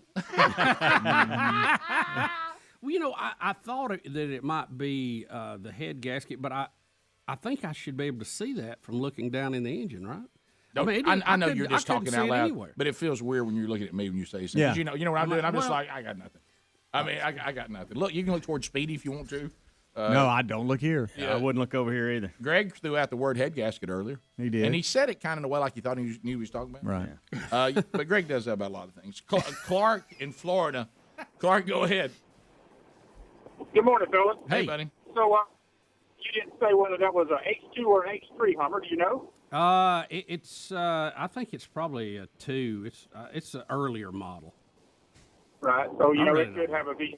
But the big problem with those is the coolant hoses going up to the and it looks like it feels like oil. That deck spool is kind of orange colored. If it gets fouled, it looks like oil. But it's probably the coolant hose going up to the heater core being at the right fender well there. There's a Y down there that breaks. The oil light's probably, if it's a V8, an H2 V8 or something of that nature, it's probably the oil pump pickup O-ring right where it bolts to the block. Those things get hard and start sucking air and turn the lights on and off. You already checked your fluids, so you know it's full of oil. That's the biggest failure on the oil light coming on. So you think it is? I wish combination of things. I wish I could talk the way he's talking. What you're saying sounds like what the vehicle looks like. It all came off the right side. Sounds like an easier fix. The tire wells got it all in there. So is that why you're making that comment? Yeah, it is location, what you're saying, and how far out to the outside of the car it's getting. If you pop the hood and look up there at the firewall on the left side, looking at the firewall, which would be the passenger side, there's a couple of coolant lines coming off of that heater core, and they got quick connects on them. They fell, and then one of those hoses come down, it's got a Y piece in it that goes up to the reservoir and over to the water pump. That's the big failure problem. That's probably what you're dealing with that coolant coming out where it's coming out. Okay, that's not as bad. Okay. We don't need it to run hot though either. No, but I'm talking about. I don't like the word head gasket. Well, I really, and I don't know, but I think that's. I mean, it's right on top. That's a pretty easy fix, isn't it? Well, if your daddy with a beer can do it, I guess so. Yeah. But that guy right there really sounded like he knew what he was talking about. Did. I wish he was here. I wish he was my neighbor. Yeah. I wish I was that knowledgeable. I know. And I'm not saying that I'd want to do it. I'd just like to talk like that. Yeah. I'd love to be able to go, I'll tell you what you got right there. You get these two hoses coming out, and they got connected right under the firewall, and they get the Y down like there, and that's a coolant element. If that's the H2, that's probably what it is. Wouldn't you love to be able to say something like that? Let's see. So let's go to Orange Beach, where Tina says she drives a similar, a Hummer, but we don't know if it's the same model. But Tina, go ahead. Hey, good morning, guys. I had the same problem. I've got an H2, which is the larger model of the new Hummers after they were reintroduced, and it's the transmission fluid filter. It's not a common problem except in the H2. And we ordered a new one from Rock Auto, and my husband put it in, but nobody verbally could diagnose it, and you don't need to drive it. You need to just, you can look in there. It looks like this little coiled up filter. It's metal, and if you look in there, you'll see that that's where the oil spews from. It's actually transmission oil, not regular engine oil. And somebody that my son knew had seen it happen before, and anyway, we changed it out and never have had a problem again. But that's what the problem is, and every auto parts store within 25 miles of Orange Beach couldn't figure it out either. So I feel like you need to be writing this down, Bubba. Yeah, I know. Bubba. She really sounded like she knew. Booker said he knows the deal. Booker? Yeah, everybody was wrong. The last young lady needs to go buy some blinker fluid. Listen, this is what's wrong. We've got a situation where your decibel treble is falling into your combobulate, and it needs to be run down the road about 25 miles, and that'll fix it. So I think. All right, who wishes the last two callers prior to that gentleman was here and could fix the Hummer right now? Yeah. Raise your hand. I mean, because they both sounded like they knew exactly what was going on. I don't like the fact that Tina says don't drive it, and the other guy who sounded like he was knowledgeable thought if you're just going a couple of miles, it's fine. But in their defense, they were talking about, two different things. Yeah. So one of them may actually, whoever's right, it could be bad on the other side of that thing. Yeah, Greg just held up a sign, listen to the dude, not the chick. Why does he do stuff like that? I don't know. He's high on coffee today. I think she sounded very. No, she was. Well, you know how Greg though. Yeah, is there a service where there's traveling mechanics? You don't have to take it anywhere, but they come to your house and fix it. Probably. Yeah. With this move to shop at home, I think we ought to see the doctors making house calls again. They do, Bubba. Well, I'm not familiar. That's not a new thing. They've been doing that a while now. Yeah. Well. Maybe in the home talk area. To some of your neighbors down on the ridge. I'm talking about you could have somebody come to your house today if you wanted to. Yeah, that is coming back. It's not. It's not like a new everything thing. ought to come back to. Yeah. You know, everything goes in cycles. Hang on. Jared said he owns 2 shops. Jared, let's get down to this. Jared, help me, because Bubba's gonna have somebody fix the vehicle. The bigger question, and it is fun to try to figure out the problem, and I think you guys have done a good job. Should he drive the vehicle about a mile and a half to the place or have it towed? The answer is no, because I don't have a crystal ball to tell you what in the world's going on. And if I did, I wouldn't own my 2 mechanic shops. I'd be on the beach because I've been able to pick the lottery. Yeah, right. They got to see it and know what's going on. Yeah. I hate. But for you according to what you have described, I hate for you to unnecessary deal the toe. I know. But they're all saying, but what if you're wrong? You could mess up more than a toe would cost. No, you're right. You're right. Better safe than sorry. In I this know. thing. Safety Bubba. There he is. Safety first. I know. I've lost faith. We'll be back. Rick and Bubba, Rick and Bubba.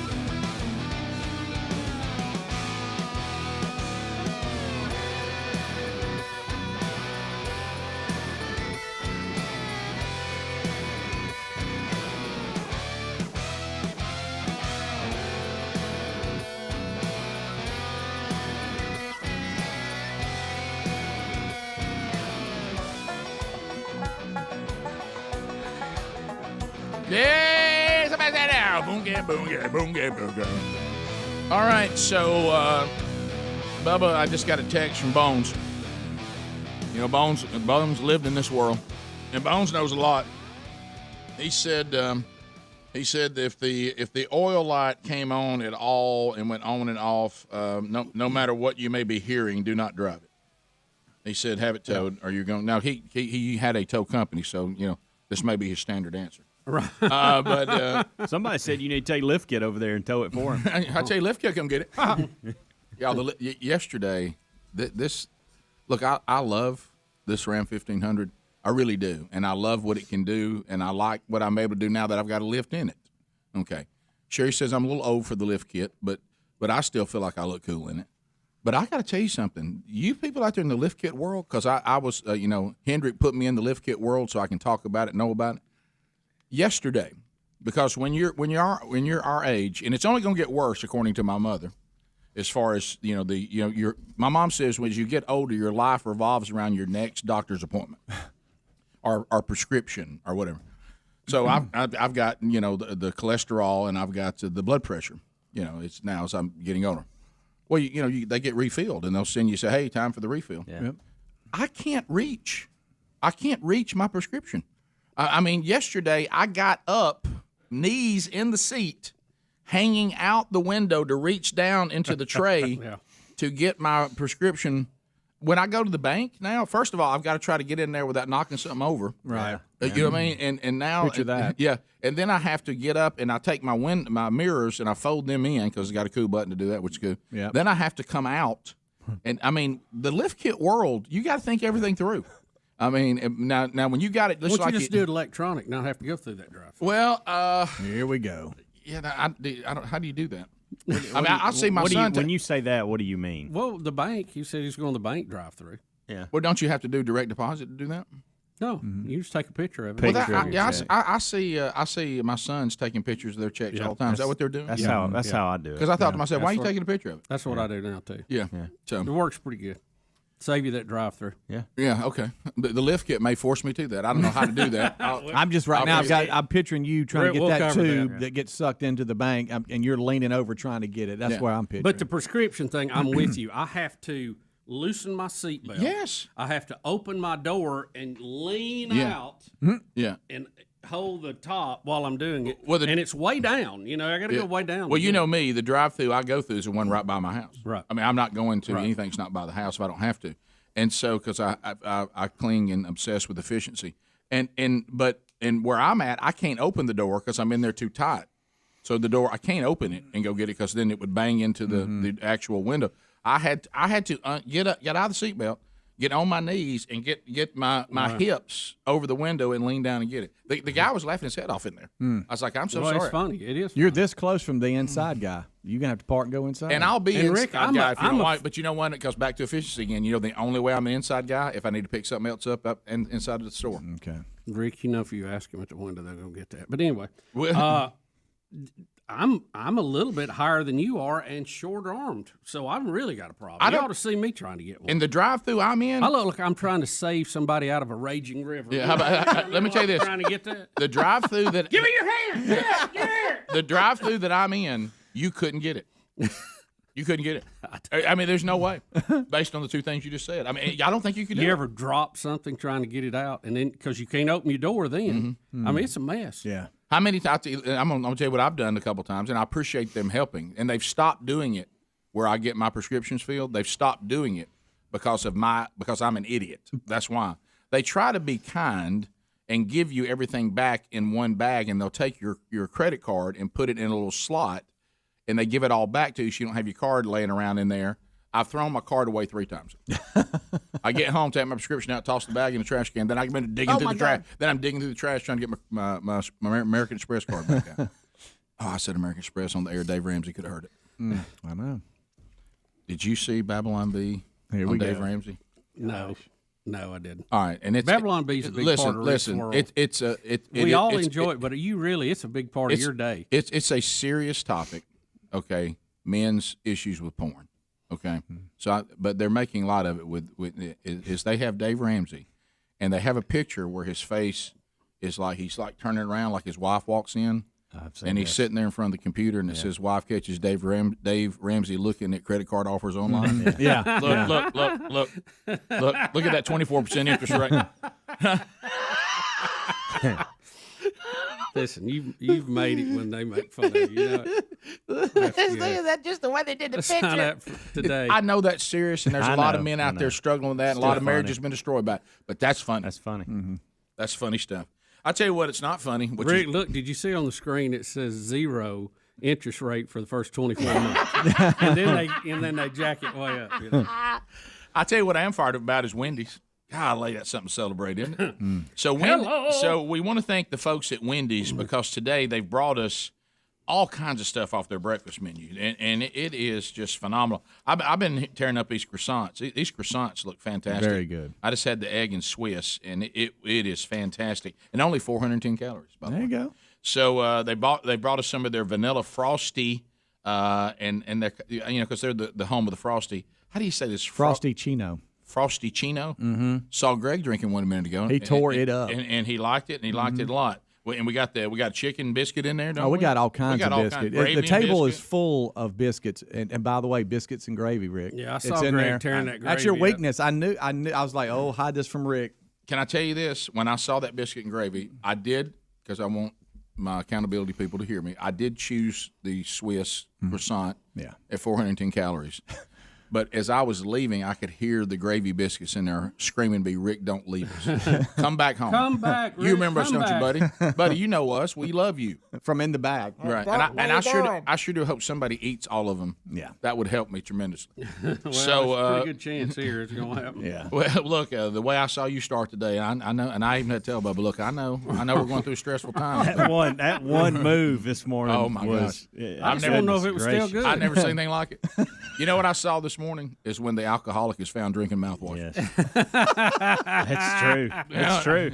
But now You sample one onion ring early in the morning. Well, right out of the fridge, it's been there from yesterday. 2 days. That's 2 day old. Oh, that's right. Yeah. That was Midweek. Oh Yeah. my gosh. Maybe 3. I'm more concerned. But the good news is Wendy's has brought you all kinds of choices, Bubba, including some that are somewhat healthy, and some that are very healthy. So thank you, Wendy's, for bringing us breakfast this morning. And check that Wendy's breakfast menu. It's a good one. Rick and Bubba, Rick and Bubba.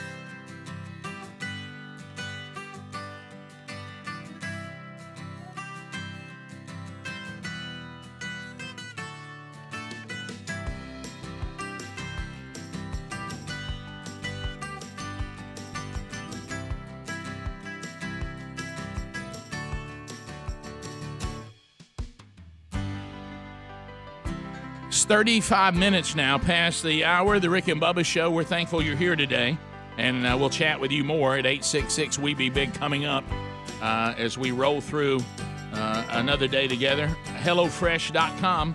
Have you made the move to HelloFresh.com right now? You really, really should. There's a lot of reasons to do it. One of them is what I think is the most intriguing, is because people are having a more difficult time getting around the table. Look, we've lived this life. Helmsy still in it to a degree. Adler's headed this way. Speedy, even though his sons are older, he's still very active. Look, a family with multiple kids on the move, man, you find yourself. I've been there. It all happens where you're living the life. You can't remember the last time you weren't eating out of a drive-through. Okay, and so at HelloFresh.com, if you'd like for it to work inside your busy schedule, but you still have great home-cooked meals sitting around the table, they go ahead and take care of the grocery shopping. They take care of the recipes. They take care of everything you need for the recipe. Look, you're seeing Adler doing one right now if you're watching on YouTube, he and his wife at their house. And you get it on the table in about 20 minutes, but it's a home-cooked meal that you cooked and your family's around the table, and you really can make this work. So that's one reason. Another reason is, hey, I'd like to just take a break. Maybe I want to try it just every now and then. There's some weeks I'd like to just not have to go do all this myself. I'd like for them, and how about that? I like their recipes. Stuff they send me is really good, and you want to use it. And they can give you, Carb Smart. Maybe you're trying. This is where they really help too. You know what? We've all been there, right? We raise your hand. If you're trying to eat better, it's a lot of work. It's a lot of planning. It's a lot of work. It's a lot of. But what about this? What if you just told them, here's how we want to eat at our house, and we need some delicious meals that help us to lose weight or to be healthier, and you go to their menu and you pick those. Yeah. And you know what? They come in, you prepare them, or you say, you know what? We just like some family-friendly stuff that's just delicious. Hey, how about a one pan? How about I'm a vegetarian? I bet that's a lot of hard work. Nothing I probably should ever have to worry about, but you might. So why don't you go right now? Also, another thing they always throw in, if you're trying to teach your kids how to cook, and please do, you'll serve them well, and you'll serve whoever they marry well. So go to you get 12 free meals right now if just for listening to this show for a limited time. Okay, so go to HelloFresh.com and use the code Bubba. That's 12 free meals and free shipping. There's also a link at rickandbubba.com right there under the sponsors button. All right, so what are we going to do about? There's two royal family stories today. And one of them is here goes Harry again. Well, what are we going to do about Harry? Harry, Rick, apparently suffered a lot of psychological damage as a child, and now it is manifesting itself that he's crazy as an outhouse rat. Yeah, he says now, oh no, not a new 5-part show with Oprah. The Me You Can't See. Oh my goodness, it's on Apple TV Plus. Y'all, I'm so done with Harry and Meghan, and really the whole thing, but especially them. It's like they're not in the main line to become, the royalty. He was the spare. Remember all the jokes? You have an heir and a spare growing up. And it's just like him and Meghan cannot do enough now to keep themselves in the headlines. There's a story today that said she told him that she was going to kill herself while she was pregnant. I mean, it's just constantly something ridiculous. Good night. It's almost like you had a little bit of crazy here, and somebody said, I tell you, we need more of this. Let's get a little more of that ingredient in here. Yeah, can they just hush and do whatever they're going to do without always having some issue? I think they're trying to make a living. I think they got off that. Right. They're trying to do something different. Well, remember for a while they tried the famous, we're going to talk about how much we hate being a royal, but still please give us the benefits of being a royal. Yeah. So anyway, the new 5-part series, he says his family tried to prevent him and Meghan from leaving when she claimed that, Bubba, like you said, she was suicidal. He said that his daddy made him suffer as a child, and he said, his dad is a weirdo. We know that. Yeah. And he talks about being neglected. He said that he every single ask, request, warning, whatever it was, just got met with total silence, total neglect. They didn't want to help us. He said, I felt trapped by the family. I went through a drinking and drug abuse phase to cope with my mother's death. They wouldn't help me. They weren't very loving. They weren't very warm. if you look though, there's probably some truth to all that. But I mean, yeah, Rick, I've never really thought the Windsors were known for high family values. I didn't either. They never come across as a warm bunch to me. Look at this. Cut the audio up to this. What is this? Look. Don't. There's no audio. Oh, yeah, no. What is he doing? This is him. He's in meditating. No, he's in training, like with a psychiatrist or something for his mental problems. Well, good. If he needs to get some help, Probably get need help. some of that. But why do you put out video of it doing this? That's what I'm saying. It's almost that was my like next signing question. a contract for the Jaguars. Don't even announce it. Just go do it. Right. Just take care of it. And then do whatever you're going to do, not being a Royal, which is, I don't know, again, what talent you have other than your pedigree. Right. Which I don't know that I'd be proud of anyway. And here he goes. Look at this. Oh, my gosh. I didn't know this line was in there. Do you want to hear it? I quit a long time ago on it when I saw it to begin with. My mother was chased to her death, which is sad. Yeah. While in a relationship, he had to go and add this, with someone who wasn't white. The fact that her relationship was someone who wasn't white. Do you remember anybody? No. Here's an idea. People don't really like you, not being faithful in your marriage to Charles or Diana, either one of them. Okay. Do you remember anybody ever saying? And it's also, I'll tell you what I don't like about it. He's trying to claim that his family, they're all a bunch of racists. Is what he's trying to say. He's still on that. Yeah, he's still on that. So and he's. I think they just didn't like the whole that marriage was an embarrassment to the royal family, period, involving Charles and Diana, at some point. So anyway, I mean, I have sympathy for him. I hope he can get his act together, but this. But hey, look, Harry, I know you were put in a difficult situation. Okay, a lot of people are. Yeah, but don't make it worse. Don't make it worse. And right now, you're making it worse. Right. One, hey, that wife of yours, she's a dandy. Okay. Right. And now you look like you're out of control. Calm down, get your act together. If you want to be a normal person, live like a normal person. Right. Okay. That's the healthiest thing you could do, is to leave this whole royal thing, go out, get you a job, work hard, take care of your family. That probably is the most therapeutic thing you could do. Well, Rick, it looks like the only job he can secure is telling people how weird him and his family are. Right. I mean, that's not a good job. Here's an idea. If you you know what I would say if I was Harry's therapist? Why don't you become a mechanic, paint cars? Yeah. Electrician. Fix Bubba's son's car. That's what I'm saying. Listen to this. We always need more of those. How about this? If I was his therapist, the first thing I would do be a radio host, anything. Is I would put him to work with Gary immediately at the farm. Okay. Yep. And let Gary kind of whip him into shape. And then what I would do? Hey, you want to send him down here to me? I'm ready. I mean, Can he fly helicopters? Isn't he a pilot? Hey, Isn't that what he was trained in the military to do? I'll teach that Royal how to work. But anyway, if he was flying people, wasn't he a pilot or what was his deal? He did something in the military for a little while. I mean, if he was a pilot, he could give tours, helicopter tours. I'd fly. Wouldn't you want to go? Yeah, I'm going to fly with Harry and get a tour. If he sat down with me, and we've seen this a lot. He's probably getting a lot more money just sitting there talking about his family. Yeah. That's probably why he's doing But this. listen to this. If you were his therapist, I'm talking about his problems. Okay? Helicopter, collect a check, acting crazy. Because a lot of his problems revolve around, I was in a high-profile situation with a very cold family. Yes. That's what we want to hear, right? Yep. The celebrity of all this and the coldness of all this, it was damaging to me. I had all the wealth. I had anything I wanted anytime, but it just was awful. Okay. So if I'm sitting with the therapist, and I'm his therapist, and I'm sitting talking to him. Picture it. And I said, so tell me some things you got coming up. I thought I'd do a 5-part series with Oprah for Apple Plus. First thing I'd say is that's dead on arrival. Out. That's out. This only puts you out there in more stress, because now people like Rick and Bubba and Speedy and Helms and Greg and Adler are going to be talking about it, and they're going to be talking about how Cry Me a River, and people are going to get mad at you, and then your family's going to be mad at you, right. And you're going to make this situation you just described to me, you're going to make that situation worse. What I would suggest is you and your wife, and if you love her, praise the Lord. Hey, look at your baby. Your baby's beautiful. Why don't y'all go live a life in privacy? And y'all find a way. She knows how to work. You don't, but you were in the military. You had to work. I was going to say he probably knows how to get after it. Yeah. He's in the military. You still got a bunch of money. Y'all go live privately. Don't be interviewed by Oprah. Don't be on Apple Plus. Don't be on Entertainment Tonight. Don't be on any of this stuff. Go away, Harry. Let's do a do-over, and let's get you out of all this that was so difficult for you.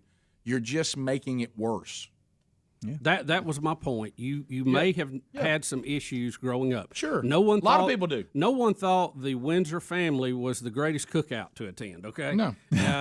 But don't make it worse. You can go in the wrong direction, and you're making bad decisions. I doubt he'll listen to anybody, but as you said, and look, he may get a big paycheck for calling his grandmother and his parents racist and all that on Oprah, okay? And, Hollywood will love that, and they'll soak it up. But let me tell you, that's a short career. You better get a good paycheck if that's what you're going to do, and good luck spending it out there because nobody's going to want to be around you. I'd also like to tell Harry that I know. Get you a nice pontoon boat. I know people personally that have had god-awful families and had tragic childhoods. Yep. And you know what they did? Worse. And you know what they did? They overcame it. Oh, yeah. Yep. They overcame it. Doesn't mean it was easy. Doesn't mean they don't have any baggage. But they overcame it. They didn't wear that as a badge the rest of their life and use it as an excuse and try to and go on and on. They got up off the ground. They said, "My family's not going to be like that. I'm going to be a generational changer, and I'm going to do it the way I wish my parents had done it." Okay, that's probably the best thing to do, Hoss and Hosses. All right. The other story today: BBC journalist deceived and induced to land bombshell interview with Princess Diana. That's out today. Do you know who this guy is? Martin Bashir. Bashir. He's the same one did the Michael Jackson interview. Right. Remember that we all thought looked so weird when Michael went and bought everything in the store? Yeah. And the whole deal of it, and it's a bunch of, you got to really wade through all this. But the bottom line is that it has been revealed that the intimate details about Diana's failing marriage to Prince Charles and her battle with depression after the birth of her children and bulimia, all of that, which she agreed to do in this interview with Martin, but he crossed journalistic standards and used fake bank statements in his effort to land the meeting with Princess Diana. So he had a lot of deception in there to try to get this interview, and he went through her brother Earl Spencer to get the interview, but used all that to get it. Yeah. All right, we'll be back. So he was like, "Hey man, you better. I'm gonna help y'all with this. Right. Look what I got over here," and he really didn't have anything. Right. We'll come back. We'll take your phone calls next. 866-WE-BE-BIG. More Rick and Bubba with your phone calls coming up next. Rick and Bubba, Rick and Bubba.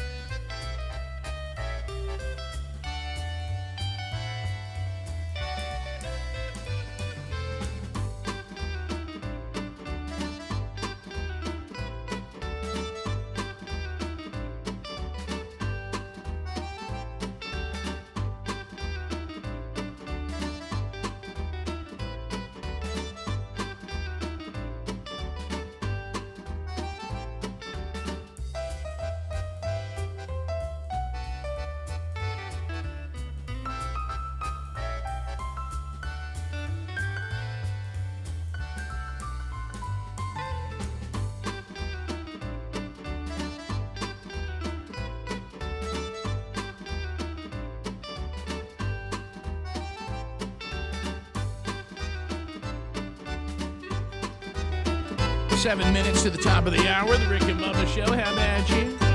How about you? We've got much to do on the program today, and right now, let's chat with you. All lines are available. It's a phone show. You ready? Let's go. Directory assistant. So at the end of 30 seconds, the buzzer will sound. Your time on the program will come to a close. We'll then move to the next caller, and you can talk about anything you want to. Now, remember, on a phone show, you can make comments, ask questions, bring information to the table. You may or may not get a timeout. Helmsley's got one, so does Bubba. Everybody else and you can't count on that, so have your act together. We don't do meaningless shout-outs. We don't do shameless plugs. So if that's what you want, it'll be instant buzzer. So because this is about let's go. Let's start with Jenny out of Hoover, listening to us on 104.7 WZZK. Jenny, 30 seconds on the program. Go ahead. Hey, y'all. I wanted to tell y'all that Prince Harry is a liar because him and his brother and Catherine literally have a foundation called Heads Together that they founded, and he has admitted in previous interviews that he did get help when he asked from his family. So it's more of a situation. I feel like the woman has come in and she has now, because she is there, now he's realized all of these problems exist that he didn't realize before. You know, we were talking about it in the break. You know, when she first came on the scene, her and her father had a distressed relationship, and if you go back and listen to some of that, now you may understand more of it. Mm-hmm. He said that. That's a good point. Mm-hmm. He gave a warning about her. Well, we thought, and that's her own daddy, by the way. We thought at the time. I mean, you thought it might be him, you know, but maybe not. Garrett out of Alabama. Garrett, welcome to the program. 30 seconds. Let's go. Hey, the other day y'all were showing a video of Joe Biden driving the F-150 prototype. Yes. There was a video that came out on Sky News Australia that they had to zoom in on the co-pilot or the guy in the passenger seat. Joe Biden wasn't actually driving the vehicle. The guy with him was, because there's two steering wheels in the truck. So just get you a slow-mo of that video. You'll see it clear as day. Joe Biden wasn't even driving that thing. Yeah, Speedy just showed me the still shot of it. Look, everything with Joe Biden right now, look, it's all. Think about this, though, with him. When is the last time you think he really drove? I mean, he told us he took the Amtrak train for, 40 years to work. Mm-hmm. You remember all those stories. We know he doesn't drive in Washington. He's been in motorcades. So I don't know if he can drive or not. Well, and based on on his state, somebody took his keys away. We've all taken our keys away from a loved one, haven't we? And they had him out there. It looked like on a dry riverbed.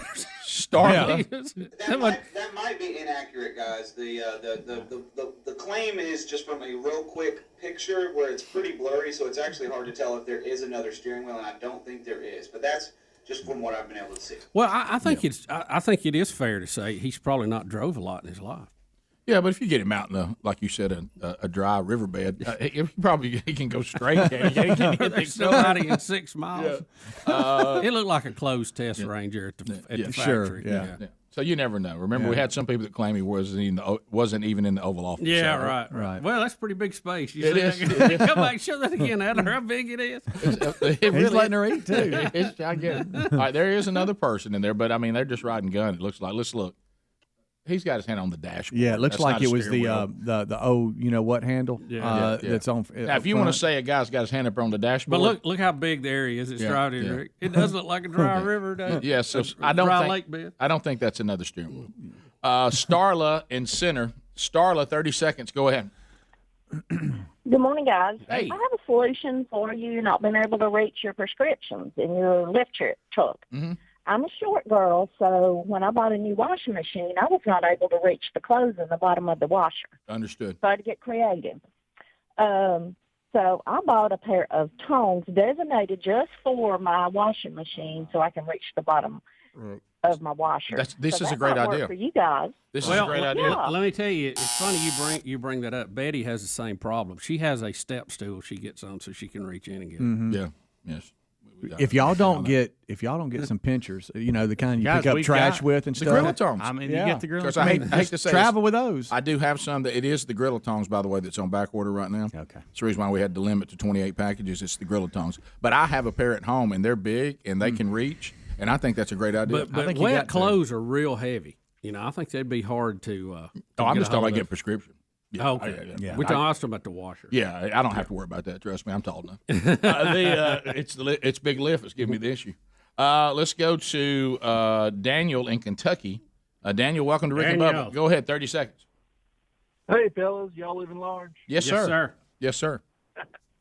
Hey, I'm really digging that shirt that Helmsley's got on. Just curious, is that Aquaflage or what brand? Where'd you find it? I really like it. What you got on some Magellan? Magellan, Academy Sports and Outdoors. What's it called?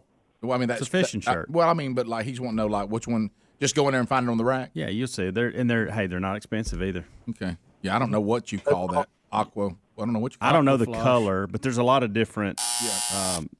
They have the solids and they have these, and these tag are a just little says- more comfortable than the solids. Are they? Yeah.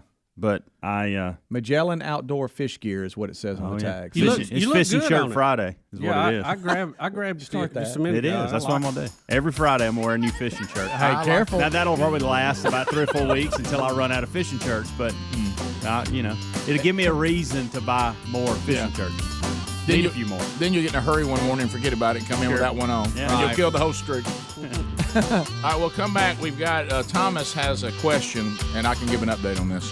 Top of the hour. More Rick and Bubba coming up. Rick and Bubba, Rick and Bubba.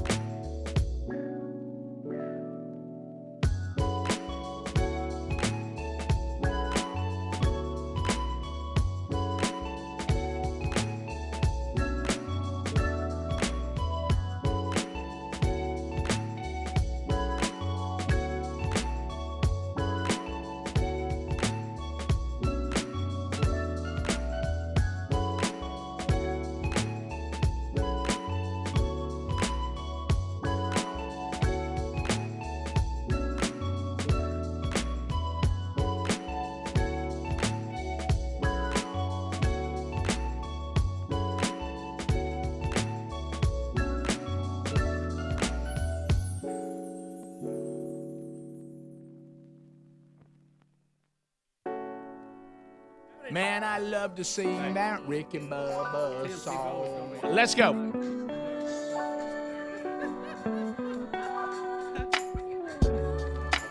We're back. It's 7 minutes past the hour. Rick and Bubba show. Speedy, the real Greg Burgess, Helmsy, Eddie Van Adler, all here. Rick and Bubba University, the podcast, out tomorrow. You'll enjoy that. We go back and interview Dean and Sarah. He's got a new book out now, Pastor, City Church, Tallahassee, Florida. The book is called Getting Over Yourself, Trading Believe in Yourself Religion for Christ-Centered Christianity. It's a great book. I think you'll love it. He also wrote The Unsaved Christian. Had a big response to that, so we interviewed him again, and I think you'll enjoy that this weekend. Welcome back, Bill Bubba Bussy. Bubsy, we have a call. Everybody is doing well. We got a Year America, but first Thomas said he was wanting an update. I hadn't talked about this in a while. Thomas, welcome to Rick and Bubba. How are you today, sir? All right, how y'all fellas doing this morning? Fired up and fantastic. How are you doing? Doing good. I was just curious, an update on Camp House Pond, and had another idea, too, that maybe you hadn't thought about for the reason of the turnover. All right, what's your idea? Is it having to do with Hunter Bussey's car? No, the shape of the pond, if it's a long, linear-type pond where wind currents can create the hot water on top of the surface to turn over to the deeper end of the pond, that will also create turnovers. Yeah, I've had a number of experts weigh in on it, and I think we have some idea what the situation is, and we're going to do some things a little bit different going forward. At this point right now, there'll be no. I guess we can go down there and piddle around. I mean, some of the fish survived, not many, but some survived. It wasn't as devastating as we had feared. It's still bad. But some of them survive. We'll build off that. We'll put in some bait fish, and we lost a lot of bluegill. Not all of them, but a lot. But you need a lot, so we'll probably backfill on that. But see, the only problem about fishing, it'll probably be fall if you do it right. Before you go to putting any bass back in and all that. So we're working. I'm working with some folks getting a plan together. But fishing season for me ended. When did that happen? In late April? Yeah, or mid to late April. So fishing season for me, unless you just want to have fun casting and see if you can get one every now and then. So it's there's worse things. You don't like that, especially when you get into fishing season. We've seen things that are tragic in our family, and this certainly isn't one of them.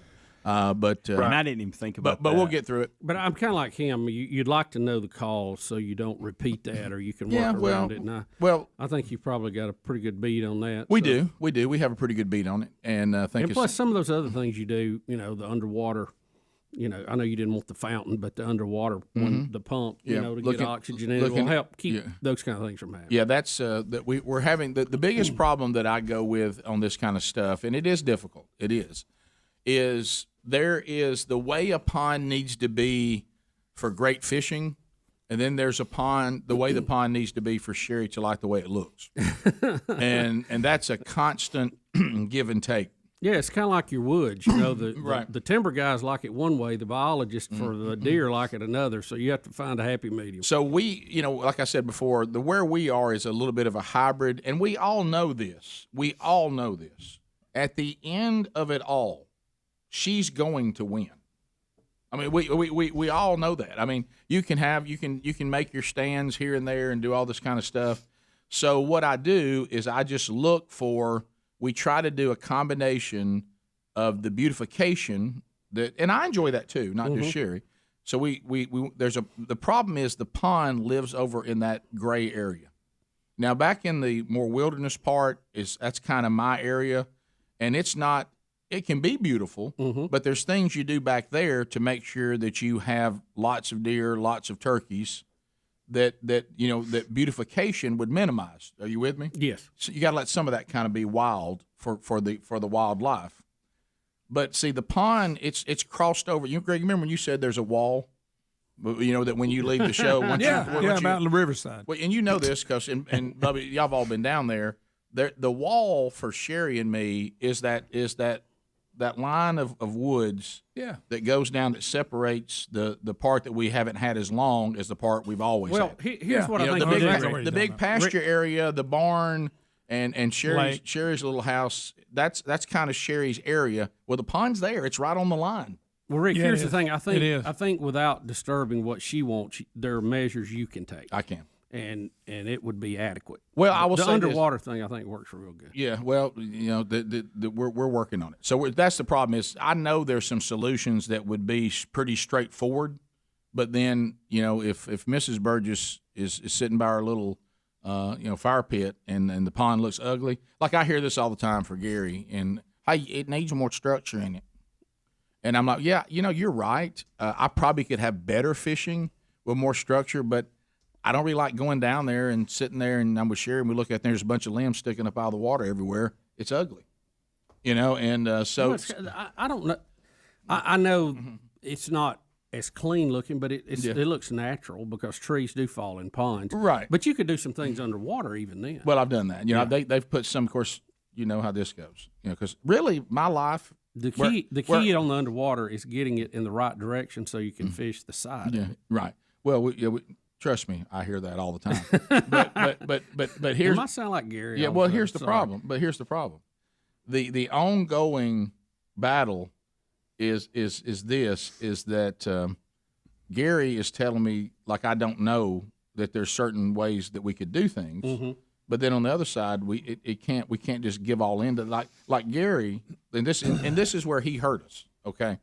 We had a bunch, and we went to clean out all the banks because it got to where certain places you couldn't even fish because these wild willows and stuff like that got to where you couldn't even get down to the water. You were throwing over bushes to try to get in the water, and you got to have a clean bank. Yeah, and so we cleaned the bank up. Well, what did Gary do? You need to use these structure. So he just pushes them off like a bulldozer right into the water. Big stumps are sticking up on the side of the bank, and they're they make some really nice quality structures. I'm sure Gary doesn't like that. There you go. Because it's not natural. No, I already have those in there because of this problem. Yeah. That was my solution. Yeah. I said, Gary, I do have structure in there, and that was put in by the pond service. There you go. Hey, them things ain't worth a crap. Hey, fish don't get under those. They don't like them. Well, they don't if other things are like real trees are in there that you've thrown in. I mean, what are you going to choose? But if your only option are these, then they're really good. But Gary said, you talking about them artificial ones they put in? My gosh. He'll do like that. No. And so it's to your point, Bubba, what we do when we do need some structure, because we have structure in there that's rotted and it goes away and eventually it goes away. Yeah. So what we've done is taken some cedars, drop them in there long ways like you're talking about, put cement blocks on them. They don't move. And take them to the bottom. And so we minimize how much is sticking. Have you done any concrete pipes? Concrete pipes? Mm-hmm. I don't even know. I'll tell you about that. What you tell me? So it's the pond falls into that area where it's Sherry and Rick, and it's just well, if what's underwater won't hurt you, see. Yeah, that's right. As long as it's underwater, she doesn't care. And look, I catch fish to the point that I'm pleased with. You know, I know it could be better if I did certain things, but then I don't like the way it looks. We'll be back. 15 minutes past. Rick and Bubba, Rick and Bubba.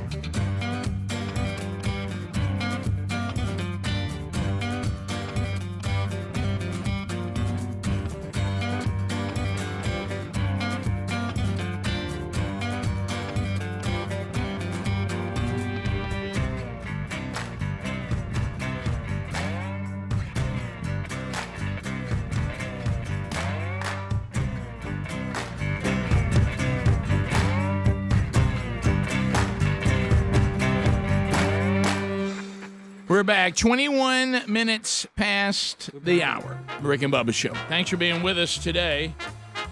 All right, here comes a Your America COVID update. Here we go. Hey. Here we go. Promised land.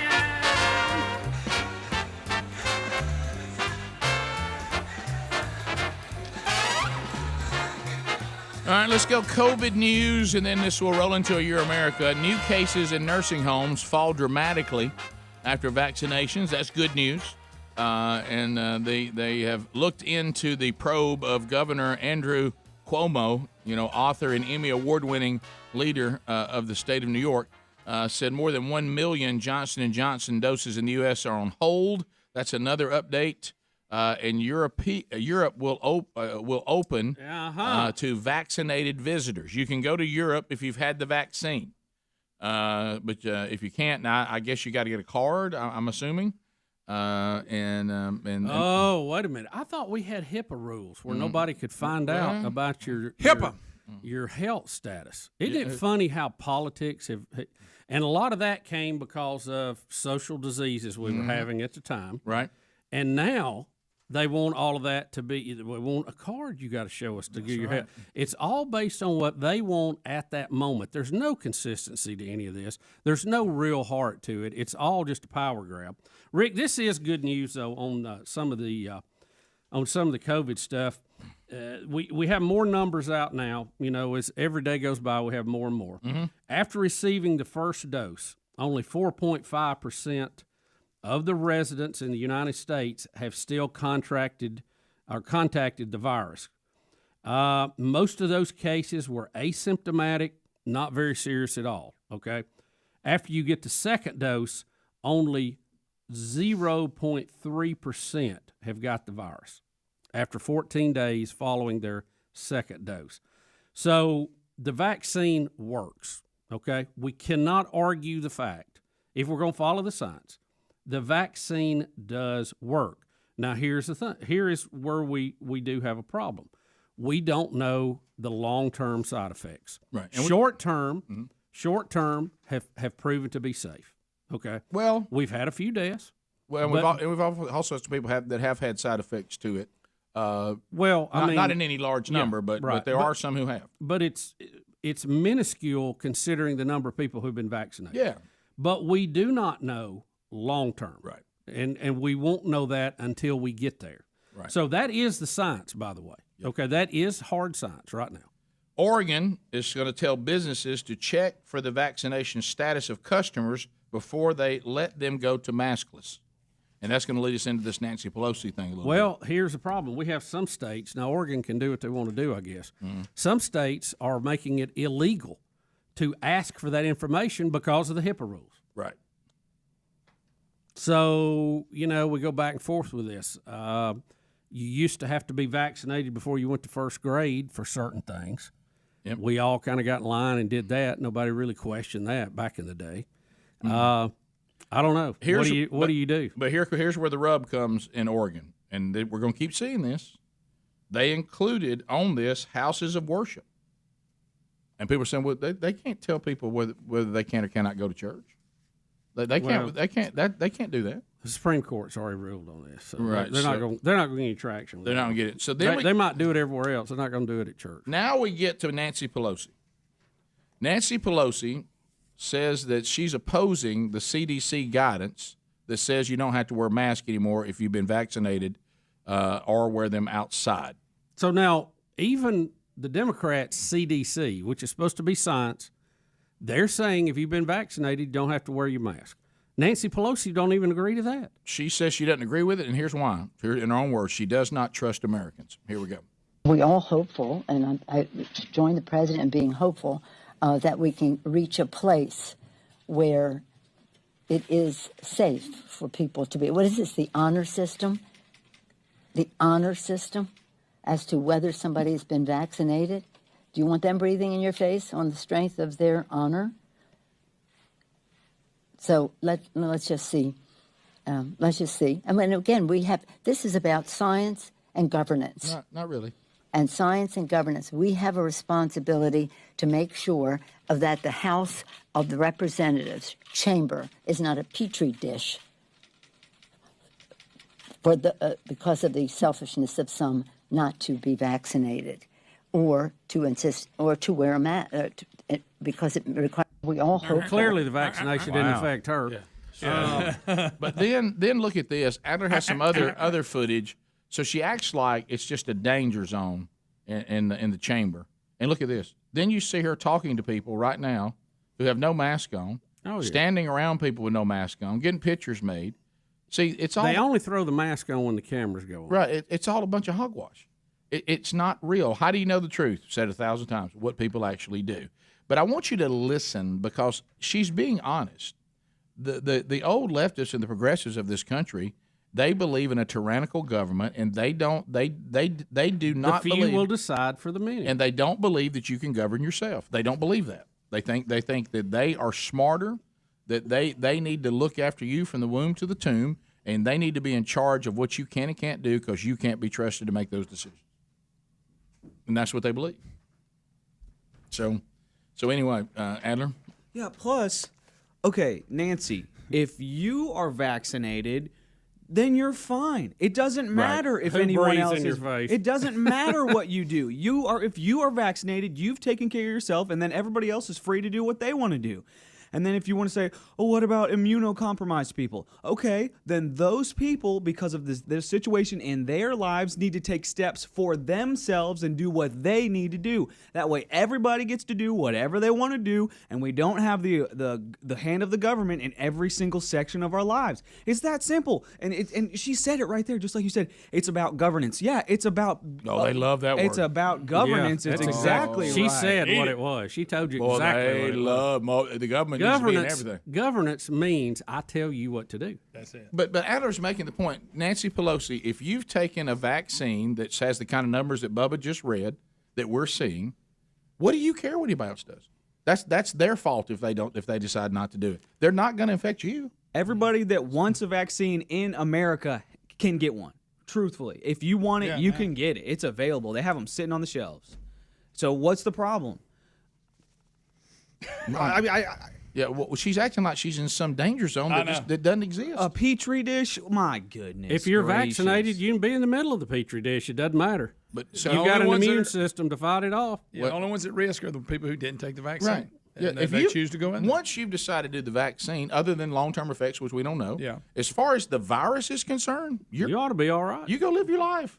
I mean, that's it. And you shouldn't have to wear a mask. And they've known this for quite some time. Well, it didn't make any sense. It's just such a train wreck right now. They had to do something, and that's why this past Friday, a week ago, Biden and all their people are like, yeah, you can take the mask off if you've been vaccinated. Okay, cool, thanks. Everybody was taking them off anyway. I think they had to say it so it looked like they were still in control. Exactly, because you know why people were taking them off rather than been vaccinated? Because they can think. Hey, it's 5 o'clock. I want y'all to go home. Call it a day. No, you're right. And the word governance is the word. If you're vaccinated at this point and you're still wearing a mask, that's just for show. Hey, I got a location check for you. My daughter works in the same building with that woman right now. Oh my God! How about that? How about that? What's going to happen when they see each other? Rick and Bubba, Rick and Bubba.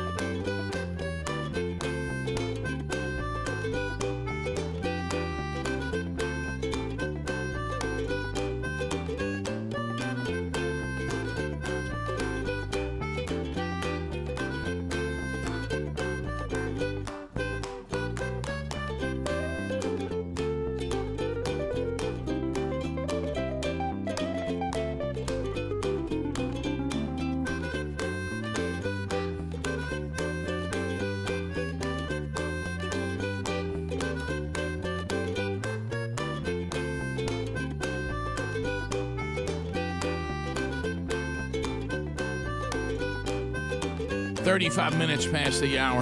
Rick and Bubba Show. Phone calls 866-WE-BE-BIG if you want to get in. Harry Murdahl settled in, ready to talk to you. We'd love to talk with you. Hey, have you gone to linkedin.com/Bubba yet? Growing your business is going to take more than offering a popular product or a service. It's essential that you have the right people in the right place to ensure that your company operates smoothly and successfully and has the potential to expand. And, buddy, the competition right now for employees has never been higher because, unfortunately, we have a lot of folks that do not want to work right now. So LinkedIn Jobs helps you find the best candidate for free. You can start by posting your job for free and reach LinkedIn's vast and diverse network of 740 million professionals. Now, here's how it works. You fill out targeted screening questions to get your role in front of the most qualified candidates with the experience, skills, and motivation that you need.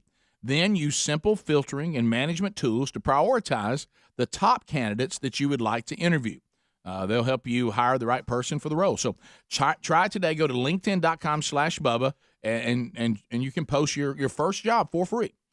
So there's no need to wait. Go to linkedin.com/Bubba and get that free post. And you can also find the link that you're looking for at rickandbubba.com right there under the sponsors button.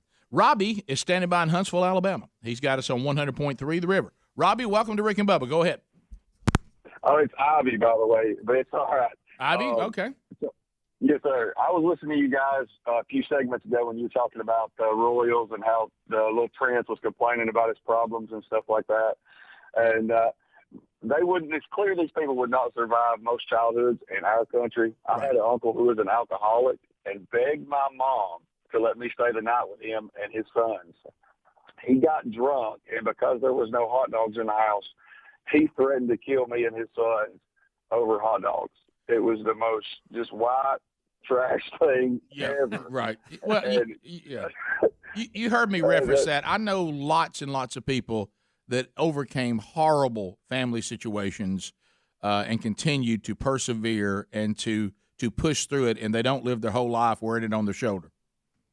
Oh, yeah, no doubt about that. I agree with it 100%. Like my family, me and my wife, we work in the ministry, our kids up in the ministry. Right. And, my life wasn't defined by that. I didn't stay in there, and a lot of people just got to choose to grow up and move on. Right. Right, and then become a generation breaker. You're not going to put a next group of children through that kind of stuff. So I hate you had to go through that, but I agree with you that there's nothing that can't be overcome. If you first of all through redemption and the value that you see that God placed on redemption and be changed spiritually and become the man that maybe sadly the people you had in your life never were. But there's always hope that doesn't have to be your life. We continue. Let's go to Blake in Huntsville, 100.3 The River. Blake, go ahead. Green Acres, fellas. Thank you. Got it. Go ahead. This is for Bubba. Have you heard about the new show on Discovery Channel coming out next year, Who Wants to Be an Astronaut? Yeah, where they're basically, winner, get to go to space. The winner gets an 8-week spacewalk at the space station. Yeah, I think that's pretty cool. That is very cool. Yeah, I'll be tuned into that baby. Are you going to sign up? No. Oh, come on. Why not? No. Huh? No. I'm signing up. Nah. I'd rather help people get there, Rick. Yeah, I don't want to go to the space station, so I don't have any. Oh, I think it would be really cool. I don't want to stay long. I wouldn't mind going, but I want to stay like 2 days. I like the idea of being weightless for a change. Tony out of South Carolina. Tony out of South Carolina. Tony, go ahead. Tony from South Carolina. I'd like to start by saying roll tide and go Detroit Lions. So when it comes to the vaccine, what happened to the inconsistency of these people? My body, my choice, right? I tell you what, quit slaughtering babies in the womb and I'll get your vaccine. Well, there is some inconsistency here because the left has told us if it's your body, of course, then they would tell us to follow the science. If you follow the science, if you're with child, there are two different bodies. That is not part of your body. And science tells us that. You don't have to have a biblical worldview. The science tells you that. But I do admit that is rather inconsistent. So I can, if I have a person in my body, I have the right, because they can't live without my body, to decide that I don't want them. But when it comes to the vaccine, if I really don't want that in my body because I'm concerned about long-term results, then I'm not free to do that. I'm a horrible person if I just don't get in line and take it. That is crazy inconsistent. I mean, it really is. Well, you heard Nancy out of her own mouth say she doesn't trust the honor system. Right. Okay. But she's asking us to trust the honor system when we vote. Right. She doesn't want you to show an ID for that. Right. But I got to show an ID that I've had a shot. I know. Look, I'm good to sit down with the left and let's just like we did with the golfing. Bad if a conservative president is golfing. It's fine if a Democrat golfer is president's golfing. Let's take golfing and not make it political. I'm all right with the president getting out and getting some fresh air. Probably needs it. Okay, I don't care how many rounds he plays. He's got the Secret Service with him. They've got communication. They can handle whatever. I don't care if Joe Biden goes to the golf course. Don't care if Donald Trump wins. Don't care if Obama goes and plays basketball. Don't care.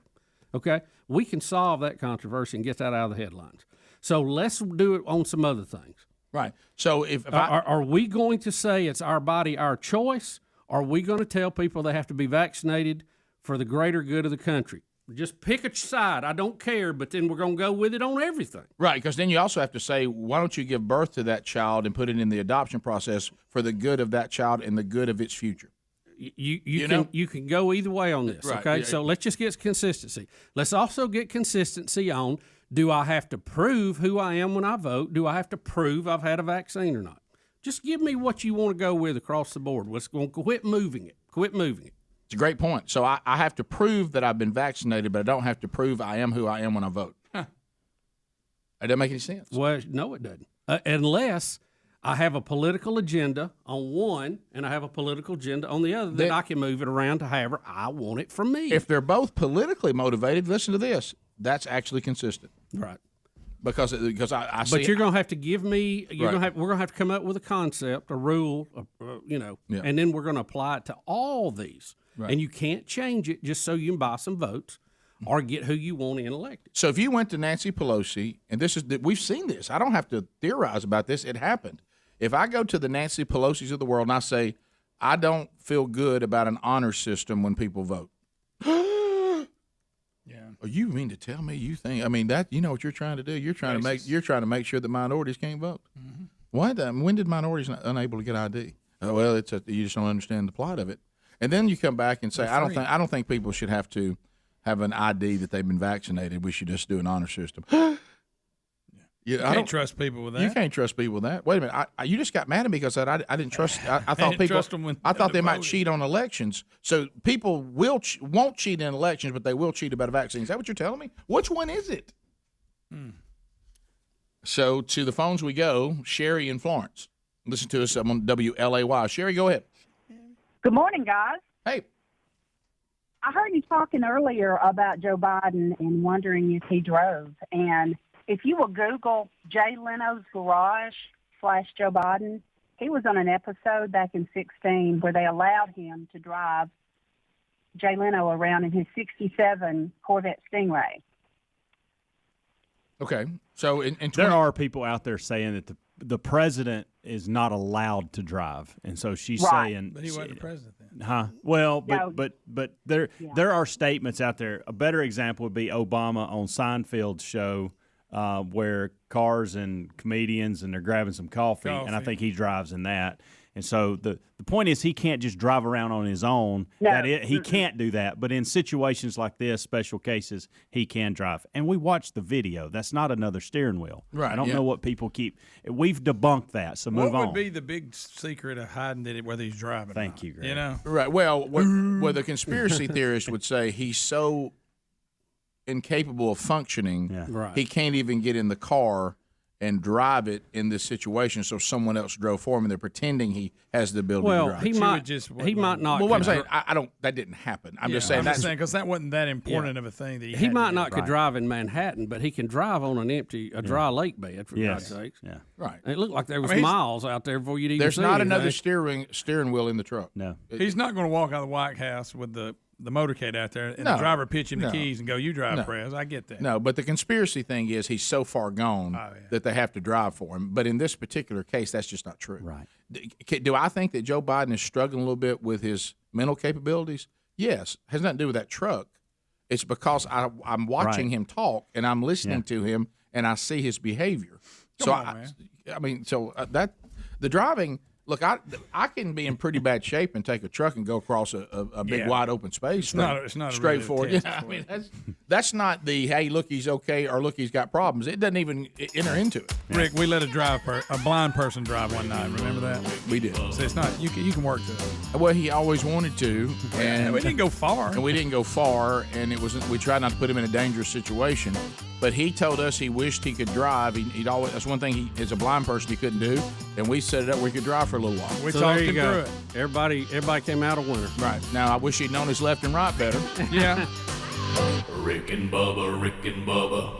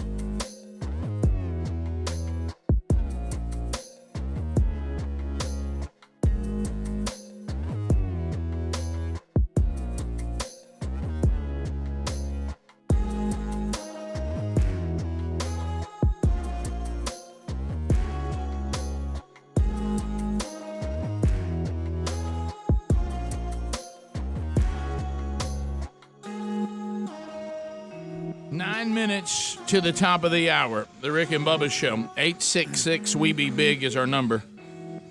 Greg, I know you're excited that the TV show Friends is going to have a reunion show. Friends is one of those shows that every time I watched it, it was funny, but I didn't watch it very much. Yeah, you see what I'm saying? I'm in the same boat. I haven't seen a lot of episodes, but every time I did happen to see one, it was funny. So HBO Max is going to bring back a reunion of Friends, and the story today is there's a reunion trailer, and it says it looks like that at some point there's even they're being asked some questions or something, and people are worried that we may have brought Matthew Perry back a little quick. Matthew's had some trouble at times. Can I tell you, I enjoyed Friends. I think it's a pretty good show. It's funny. That didn't feel good. Yeah, I'm going to cry now. Oh, goodness gracious. So at one point it says they asked him about what souvenirs that they took from the set, and he said that Perry, who did not speak much in the interview, took the infamous cookie jar clock from the set and eventually gifted it to the co-star Lisa Kudrow. And it says that then people started putting out on, of course, social media after seeing it. Hey, I hope he's okay. Hey, he didn't look good. We can't base it off that one line. Well, no, they're saying the whole interview. We're not showing the whole So they're saying he wasn't very active. They said, here's one person. I'm concerned about the lack of speaking that Matthew Perry is doing, and certainly people cry and get emotional. So there was a slur here, and he seems like if you look at him, but some people are saying it could be the camera angle. You know what it is when somebody's been through what they've been through. You bring them out, everybody's watching them. We go, let's see what he's got his idea. Let's see how he's doing. Okay, obviously Rachel Aniston has had. Sorry, what did you say? Rachel Aniston? And then Aniston? Jennifer Aniston. Jennifer Aniston. Where'd I get Rachel? That's her name. Oh, it's her name in the show. I Okay, see. I was wondering why I put those two together. Makes sense. Okay, Makes all right. sense. So she's obviously gone on and had a tremendous career with everything. Who else from that show? I know Tribbiani, and I don't know his real name, Joey. Courtney Cox did okay. He's had his. Courtney Cox Courtney has done Cox good. is She's had another several one. series. Jennifer, I guess all of them really. Jennifer's had a lot of movies. Yeah, hers Well, probably. Lisa's Matthew been in a Perry few. came out of the gate with Yeah. some movies, and then he had some issues. Yeah. Well, that's what I'm talking about. Matthew Perry looked like he was going to come out of it great. Yeah. And then when he started having his issues, because he had a couple of movies that were. I think the only one that I've not seen do something unless I'm not thinking of it is Swimmer. Ross, yeah. He didn't do it. I haven't seen him in any He was in movies. Band of Brothers. He also. He was, by the way. Yeah, Band of You're Brothers. right. And he's also the voice of the giraffe in Madagascar. Yes. Yeah, well, He's done a lot of those things. Yeah, but nothing. You're right though.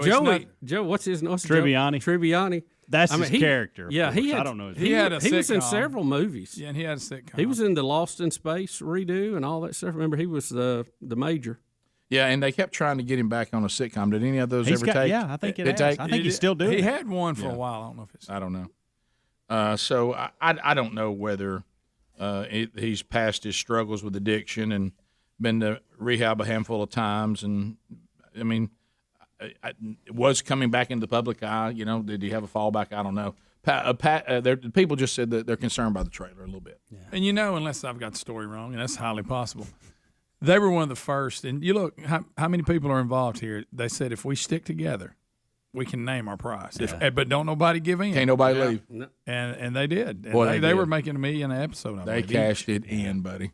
Yeah. Patrick and Coleman. But you're right. They made. Look, we got to hold it together. Yeah. Don't nobody go in there and undercut nobody. Everybody be cool. Yeah. Everybody be cool. Patrick and Coleman. Patrick, how you doing? Yeah, I'm good. You were talking about Matthew Perry and slurring. He made an appearance on the Graham Norton show, and you can tell that he is kind of going down there, and he's slurring quite a bit in that interview or in that show. But you got to be careful when watching the Graham Norton show. Well, what do you attribute that to? I don't know. I know he's had problems with drug use in the past. Not sure what to attribute that to. Can I? Because he was funny as a comedic. Oh yeah, they were all funny. And delivery, he was very good. All right, I'm going to step lightly here. Step lightly. Was there? Oh boy. Was there any? That's not a good picture. Was there? Goodness gracious. Was there? Listen to me now. This is important because it would explain a lot of it, and it doesn't necessarily mean that he's had a fallback or he's struggling. We all know that drug abuse is very difficult to finally beat. Yeah. Especially if there's no spiritual journey involved. There's another one. All right. So what I'm asking is, did he at some point have such a bad deal, like an episode, due to the drug abuse that may have caused almost stroke-like? They're talking about like the former drummer for Guns N' Roses. That is Stephen exactly Adler, what I'm when you talking interview about. him now, Because that's what that sounded like when we saw that trailer. And those questions have been surfacing since 2016. You can put in a Google search, Matthew Perry, has he had a stroke, and tons of articles come up. No details, no confirmation, but to your point, one of these episodes may have led to that at some point. And what I'm saying is, then I'm talking, and I'm not abusing drugs anymore. No, this right. is just the result Effects of of how the bad it got. Yeah. And so when people hear me talking now, since I haven't addressed it, they think I may be high again right now or still struggling, when really I'm not struggling anymore. This is just the detrimental effects of it. Yeah. Because like you say, Stephen Adler's a perfect example. Yeah. I mean, he talks like he's seems sober now. He can't talk right. Yeah. Because of only Greg can say it that way. Well, you know what I mean. It affected his speech. He's sober. He just can't talk right. Okay, I should have took more time. That's as straightforward as you can hear it. You know what, Greg? We got it. That's you know what? You communicated the point. He damaged. It's like, you can wreck a car and never drive quite like it did before. No, you're right. No, you're right about that. Your analogy, it's Yeah. good. It kind of pulls to the right a little. It's good. But I mean, you can have Makes- when you episodes. turn, it makes noise. I mean, people have episodes from the drug Yes, abuse that leads absolutely. to these same after effects. So I'm trying to say there may be an answer to this. You know, he's having some difficulty that doesn't mean drug abuse. It may mean past drug abuse. Yeah. Top of the hour. 866 We Be Big. So if we ask the cast, because they had a deadline on when they wanted this thing shot, do you think they wished he'd come back in a little better shape than he was? They did. All right, top of the hour. Rick and Bubba, Rick and Bubba.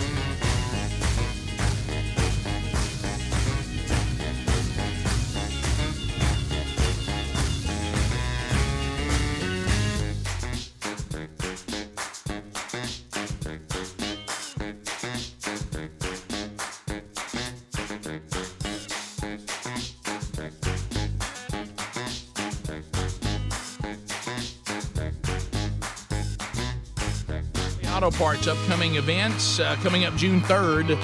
I'll be going out starting themanchurch.com. The men's discipleship strategy comes to Winfield, Alabama, the home of Mule Day. I'll be there at Winfield Baptist Church. Looking forward to kicking that off for them. And then coming up, Gridiron Men's Conference coming to Probst Arena, Huntsville, Alabama, Friday and Saturday night of Father's Day weekend. I'll be speaking Friday night. Herschel Walker will be there. Also, we'll hear from Jonathan Evans. We'll hear from Ike Reichard. Bubba, I agree with you. That's a cool name. Yep. Gary Chapman will be speaking, and Charles Billingsley leading worship. Phil Waldrop there as well. Get those tickets at gridironmen.com if you haven't. And if you're wondering what's going to be going on with just other speakers that are going out from themanchurch.com, Rich Wingo coming up this Sunday night in beautiful Avon, Indiana at Harmony Baptist Church, Man Church, their second one coming up this Sunday night. Rich Wingo will be speaking there. June 4th, Westview Baptist Church, Opp, Alabama. They're doing the strategy. They're having their next Man Church, and Mark Garnett will be speaking down there. So you can get those by going to themanchurch.com. Stuff involving show members or just me as one of the show members can be found at rickandbubba.com under upcoming events. And I want you to thank O'Reilly Auto Parts for all your car care needs. Get guaranteed low prices and excellent customer service at O'Reilly Auto Parts. Better prices every day. So, Bubba, as we come back, sounds like this person has friends like us. Have you seen this, the Ohio doctor who joked about the shots, and then his friends have caused this? It's their fault. Mm-hmm. That people think that he made the joke about the vaccine and all those that think it's not safe, and then he died. That his friends have added to everyone thinking he died of the vaccine. His wife has had to come out and say he didn't die from the vaccine. Mm-mm. You know why everybody thinks it? Because his buddies were making jokes about it. Oh, they're saying like, hey, the vaccine got him. So his name is what you would do, buddy. Yeah, his name is Dr. Thomas Flanagan. Gotta watch what you say. Flanagan's. I guess his name is Flanagan. There you go. He joked about getting the second dose of the COVID-19 vaccine in February, and he said the new microchip that had been implanted in him with his Moderna shot was working just fine. He said, my mind is slowly being taken over by the hive mind. And then he came back on his Facebook post February 3rd, said, we're just fine. Resistance is futile. And it generated comments of people, and he said, the man mocked people who are anti-vaccine, then he dies. So now everybody, when he died, they start putting this out. And you start thinking, well, okay, people did that, but here's the fact checkers. They said, really, why this gained so much momentum is that, like in his obituary, his friends are making fun of it. And the wives had to come out and say, hey, he had an aortic problem that killed him. The vaccine didn't kill him. His buddies, that sounds so much like us. It does. I mean, we'd be like, well, yeah, he make fun of the vaccine. And so anyway, for those of you that are believing that Dr. Thomas Flanagan died of the vaccine that he mocked, the fact checkers are saying that that's not what his wife is saying. We're sorry his buddies jumped on with that. That must have been a wild bunch. They'd be fun to be around with them. Is there something that y'all walked around for a long time thinking was true, and then you realized I was wrong the whole time? No, me, no. No, like you know what I'm saying? Like either it could be a news story or just something you were told when you were young and you got old and you realized, well, that's not true. Right. Somebody was pulling my leg. At night, the whole time. By the way, listen to this. I want to go back to this guy. By the way, yeah, and you've tried to sell it before? Speedy, yeah, when I was 10, I got some really bad news. That I'd believed for 10 years. All right, so I've made stuff up and forgot to go back and tell people that I was kidding. Yeah. Well, you told people that, I thought, oh, crap, Jim the Crazy Sign Guy was my dad. Well, and you let him leave. Yeah, I forgot to tell him. You forgot to tell him different. But listen, guys, that's a good example. No offense to Jim. No, but he's not your dad. No. But I want you to listen. Nice guy. Listen to this. This guy must have been a card. So he had one picture he put out after the second vaccine, still wearing his scrubs and face masks. He's got his vaccination card near his chest. And he posts this, I did it for the free orange juice. I'm pretty sure the needle was a foot long. The good news is that I didn't feel the microchip going in, but I can hear local radio stations now. This guy's a card. He's one of them guys that has one of them airmail mailboxes. You ever seen the Yeah, guy? 20 foot up He's there. one of those. Yeah, the neighborhood card. Right. So anyway, so when he died, everybody started drawing that line. They flooded his photo for 2 months, but they've gone back and said that the fact that what his buddies put on one of the obituaries did not help. Did not help. That's funny. There they are, airmail. The airmail people. Rick, we have one of them in our neighborhood. We did. Why would anybody take the time to even do that? That's a lot of effort. It A really lot of is. people thought that was pretty funny. Well, and I know we have these people that are cards, like in this community where our studio is currently located. There's like there's like this weird house that has like a mannequin. Yeah. That they dress and everybody sees. And then I've got this place I go by a lot because it's you know how you're going. If I'm doing this, I go this route home. If I'm doing this, it's one of my routes home. Okay. If I'm on one part of town, this is the way I always go. And I keep going by it, and they've just got a skeleton sitting out at a chair, and it's not Halloween. It's not.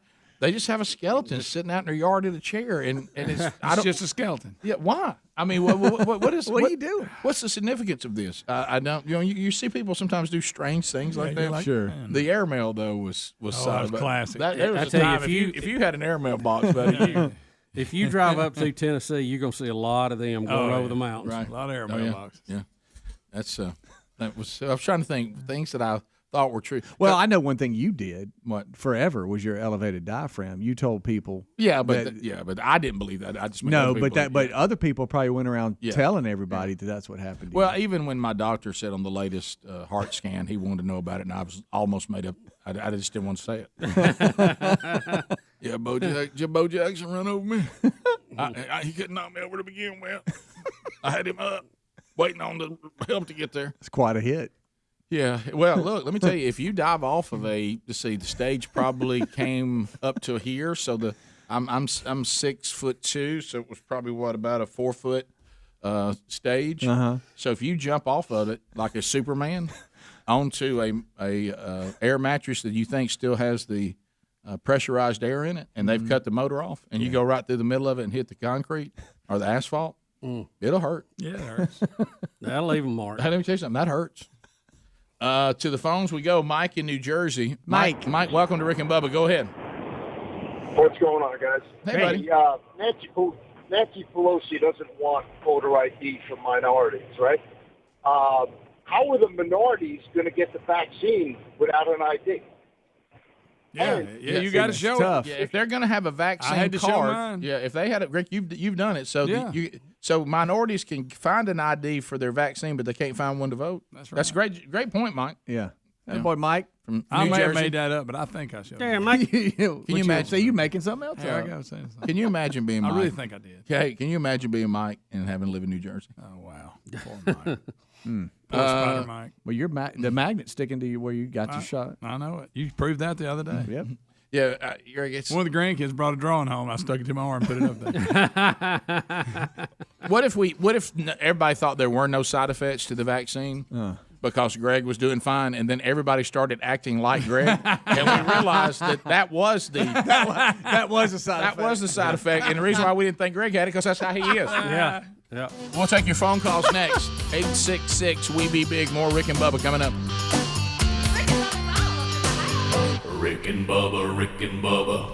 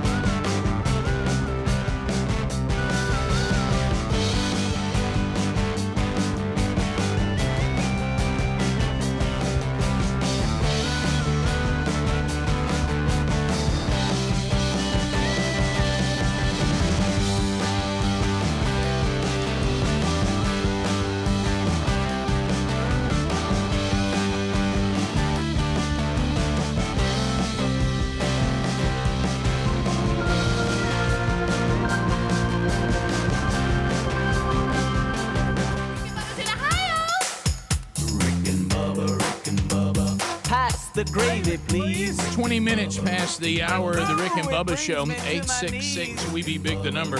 All right, we'll take your phone calls. Here's an anonymous caller. Speedy brought up going to the break. What are some things that you always thought were true, or you thought were true for a long period of time, and then you found out that it wasn't? And so, anonymous caller out of Birmingham, listen to us on ZZK. So, what was your thing? I've got to say this for the kids from Generation X, but there's a few things that I believe they grow up thinking that we landed on the moon, and come to find out it was just on a Hollywood stage. or they think the world was round. Now they're saying it's flat and hollow at the same time, I suppose. But those are the three. Yeah, that's we always thought that. Now the new generation is reminding us that we've gone back in time. And this is happening actually at my house right now, and it ties into this email because you know how sometimes, when you're a dad, you mess with your kids and you forget about things, you move on, and you don't realize that they still believe it. And I'm trying to remember especially the kids are now telling Sherry, well, Dad, when we were little, told us this, and for years we believed it. And like we've had, and then we went and said it in front of our friends and stuff. They're like, "What are you talking about? You what?" and one of them was, I can't. It was something to do with. I told one of them that. Because I have like a vein that comes up on my forehead, okay, and or somewhere on here, and he was asking me what it was, and I don't remember this, and I told him that one time I had eaten a squirrel, and it actually came alive, and it's running around in my head, and every now and then that's it pushing out. What? And he said for the longest he would tell people that I had like a squirrel that lived inside my head. That wasn't true. Well, the thing is, you forget they're going to go out and tell people what you tell tell them. And then they're going to tell somebody, and they're going to tell somebody. Before you know it, Greg's sitting around the fire telling somebody. Right. And of course, Brody says we don't tell them anything anyway. Oh, all right, so here's another one. I'm actually texting him saying, what were the others? And I'm texting he and Brooks. Okay. Told you as a kid that weren't true. Okay. I don't remember. I used to mess with them all the time, and there's so much of it I can't remember any of it. All right, so here's what somebody said. This is an example of what I would do.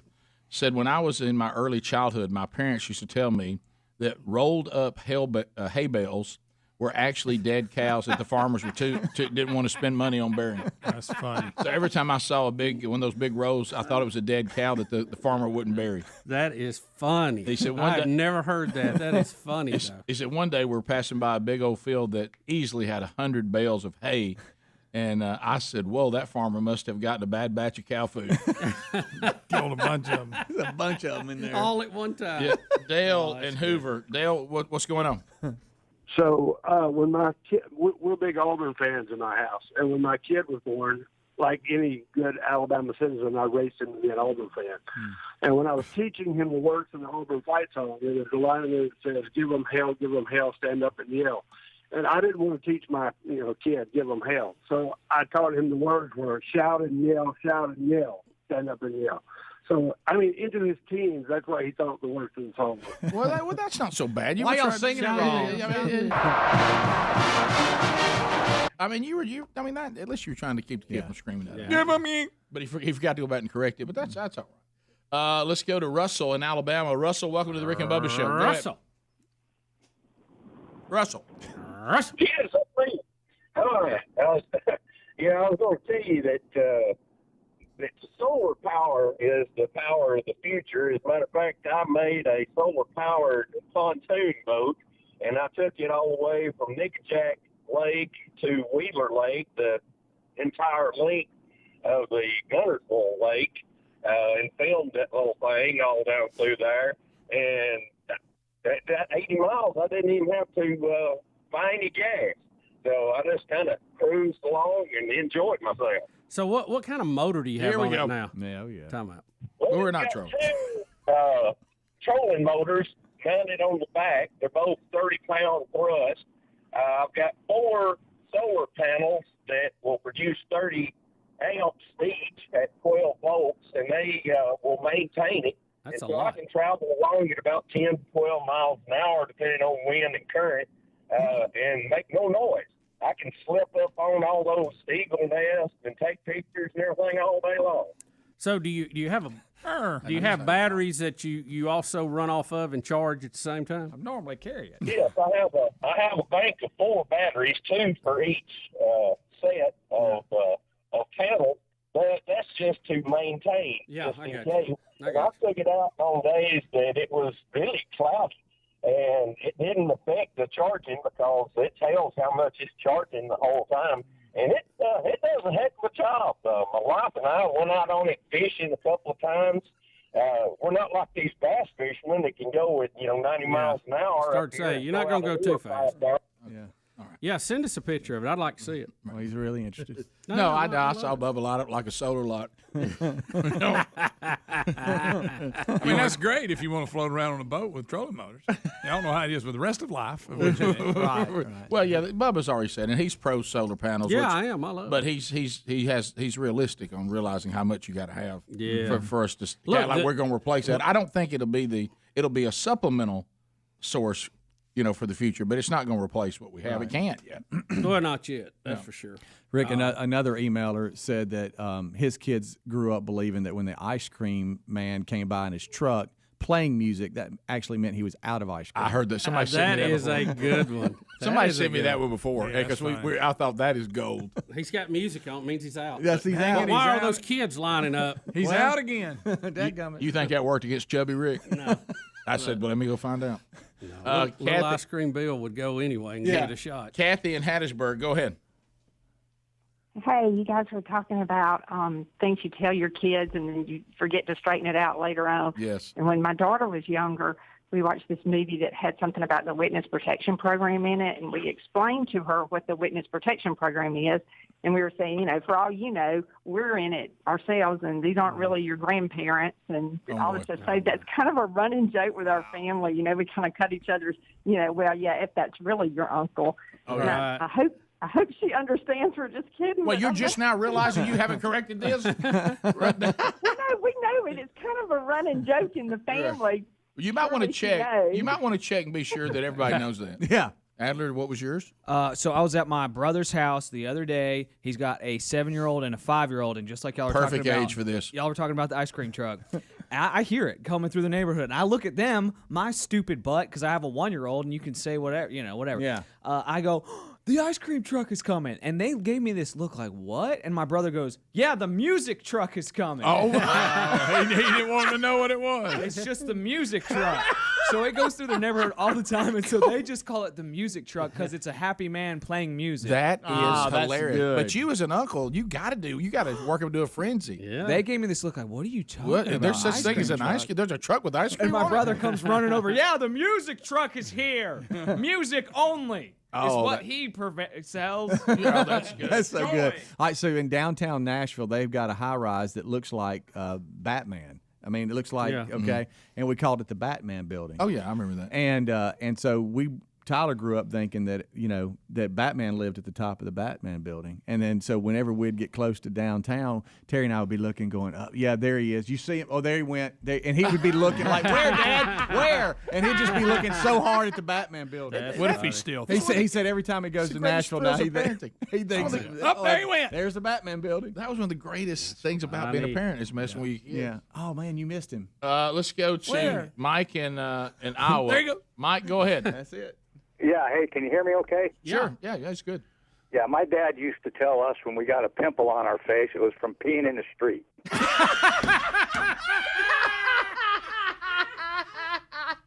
I've never. Delivery. Oh, yeah. so good. I've never heard that one. Street. Dad, I promise I didn't. Where'd this come from? I didn't. Oh, Speedy. I'm sorry. Yeah, stuff. Oh, my gosh, that's funny. Grilled cheese festival. Bottom of the You hour. don't have to say it. What's wrong with you? If he goes, he has to say uncontrollable. Bottom of the hour. More of your phone calls coming up right after this. Rick and Bubba, Rick and Bubba.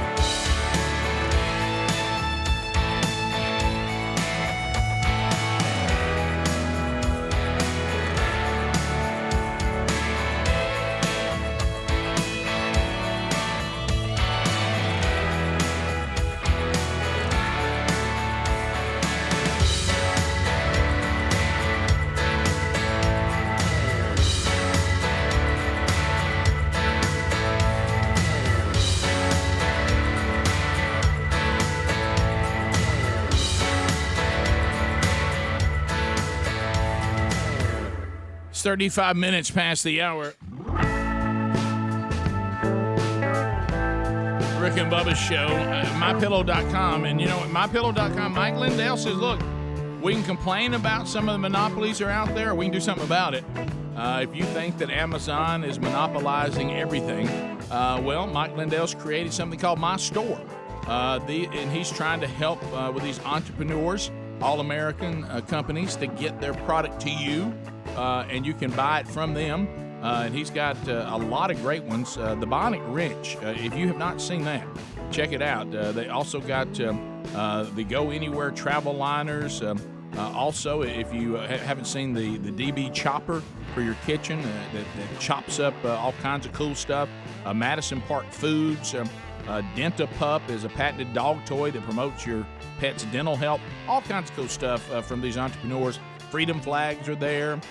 Go to My Store. When you go to MyPillow.com, click on My Store, and then you can find some really cool products and start bringing, maybe My Store begins to build, and maybe it can be a competitor to some of the other ones out there. So check it out at MyPillow.com. I saw... Oh, she hung up. Where'd she go? Well, we had Betty Lou Bussey on there, and then we had her on hold. Now she probably accidentally hung up. You know what I mean? You hit a button. All back. She told me she was dealing with some quags and handles, so she may have had to go. I don't know. Oh, okay. All right. Wow. She was going to tell us things she told your kids. Yeah, she had ones really good. Really? Let's go to John in Tennessee. John, what were some things that you were told as a kid and you thought were true? When I was a little kid, I asked my dad what the reflectors in the road were for. And just as dead serious as he could be, he responded and said it was Braille so blind people could drive. Okay. That's funny. By the way, I'm realizing these are better than I thought. Listen, I'm realizing there's some great dads out there. Yeah. I still hadn't got over the dead cows yet. Yeah, that's good. I tell you what, he just want food bearing and we just let them lay out there. Let's. All right, is Betty? Is good. All right, I think we may have. Well, we think we have. All right. Hey, Betty. Yeah. How you doing? Woo. Yeah. Well, I'm good. I'm looking at a guy right now that's about to tow my son's car off. Oh yeah, we heard about that. So, Quag, Quag working City. through Quag. Yeah, big Quag City. Quag City. But anyway, yeah. But y'all were talking about things we used to tell the kids. Yep. Oh my gosh, do you remember those elves that everybody has to have, at Christmas? Elf on the Shelf. Elf on the Listen, Shelf. to any child that's listening, they're real. They come. You know what I'm Yeah. saying? That they're real. Sure. But anyway, I've always told my kids if they ever wanted Candace and Bogey, that was their names, to come back, or Bodie, Candace and Bodie, I think were their names. So anyway, you can't. They make a mess now when they come. They play tricks on you and do funny things. Sometimes they'll bring you gifts. But if they make a mess, y'all have to clean it up because they sense when a parent or an adult's hand has been on That's it. good. And they smell it, and they won't ever come back to the house ever. Oh, that's good. Really good. Oh my, get a little cleaning crew put together. Getting up early and cleaning it up before they went to school. Yeah. So that worked great. And then another one, we were sitting in the car wash one day, and of course they've got coupons to Hooters or whatever. What? In the car wash, to go eat at Hooters. Okay. And so the kids were hungry, and they're like, well, let's go to Hooters. They've got all kind of, coupons and whatever. Let's go to Hooters. And I looked at Caitlin, and I said, well, all they serve is owl. And I don't know if I've ever eaten owl, and I don't really. And you see that owl on that coupon thing, that's their specialty. I just don't know that. I don't know that I want to eat owl today. Do you? No. And all that. So they believe they would tell their friends. They serve owl. Oh my Whatever it gosh! takes. And they were older when they figured out the reason. We got little girls with real short orange shorts on in there. But anyway. What's this have to do with owls? Yeah. Yes. Well, Bubba's gonna be home quick, so I know y'all got stuff to do today. Yeah. Oh yeah, I didn't know that grease could fly out of the engine and fly out on your door of the car or whatever. Oh, So yeah. Yeah, well, I we guess do that's now. the thing. Yeah. Yeah. Well, honey, Yeah. I'll see you in a little while. I'm looking forward to Yeah. getting home. Thanks, man. All righty. Appreciate it. Y'all don't need any owl today. Okay. Come straight home. Let's go to Chris in Millbrook. That's funny. Chris, go ahead.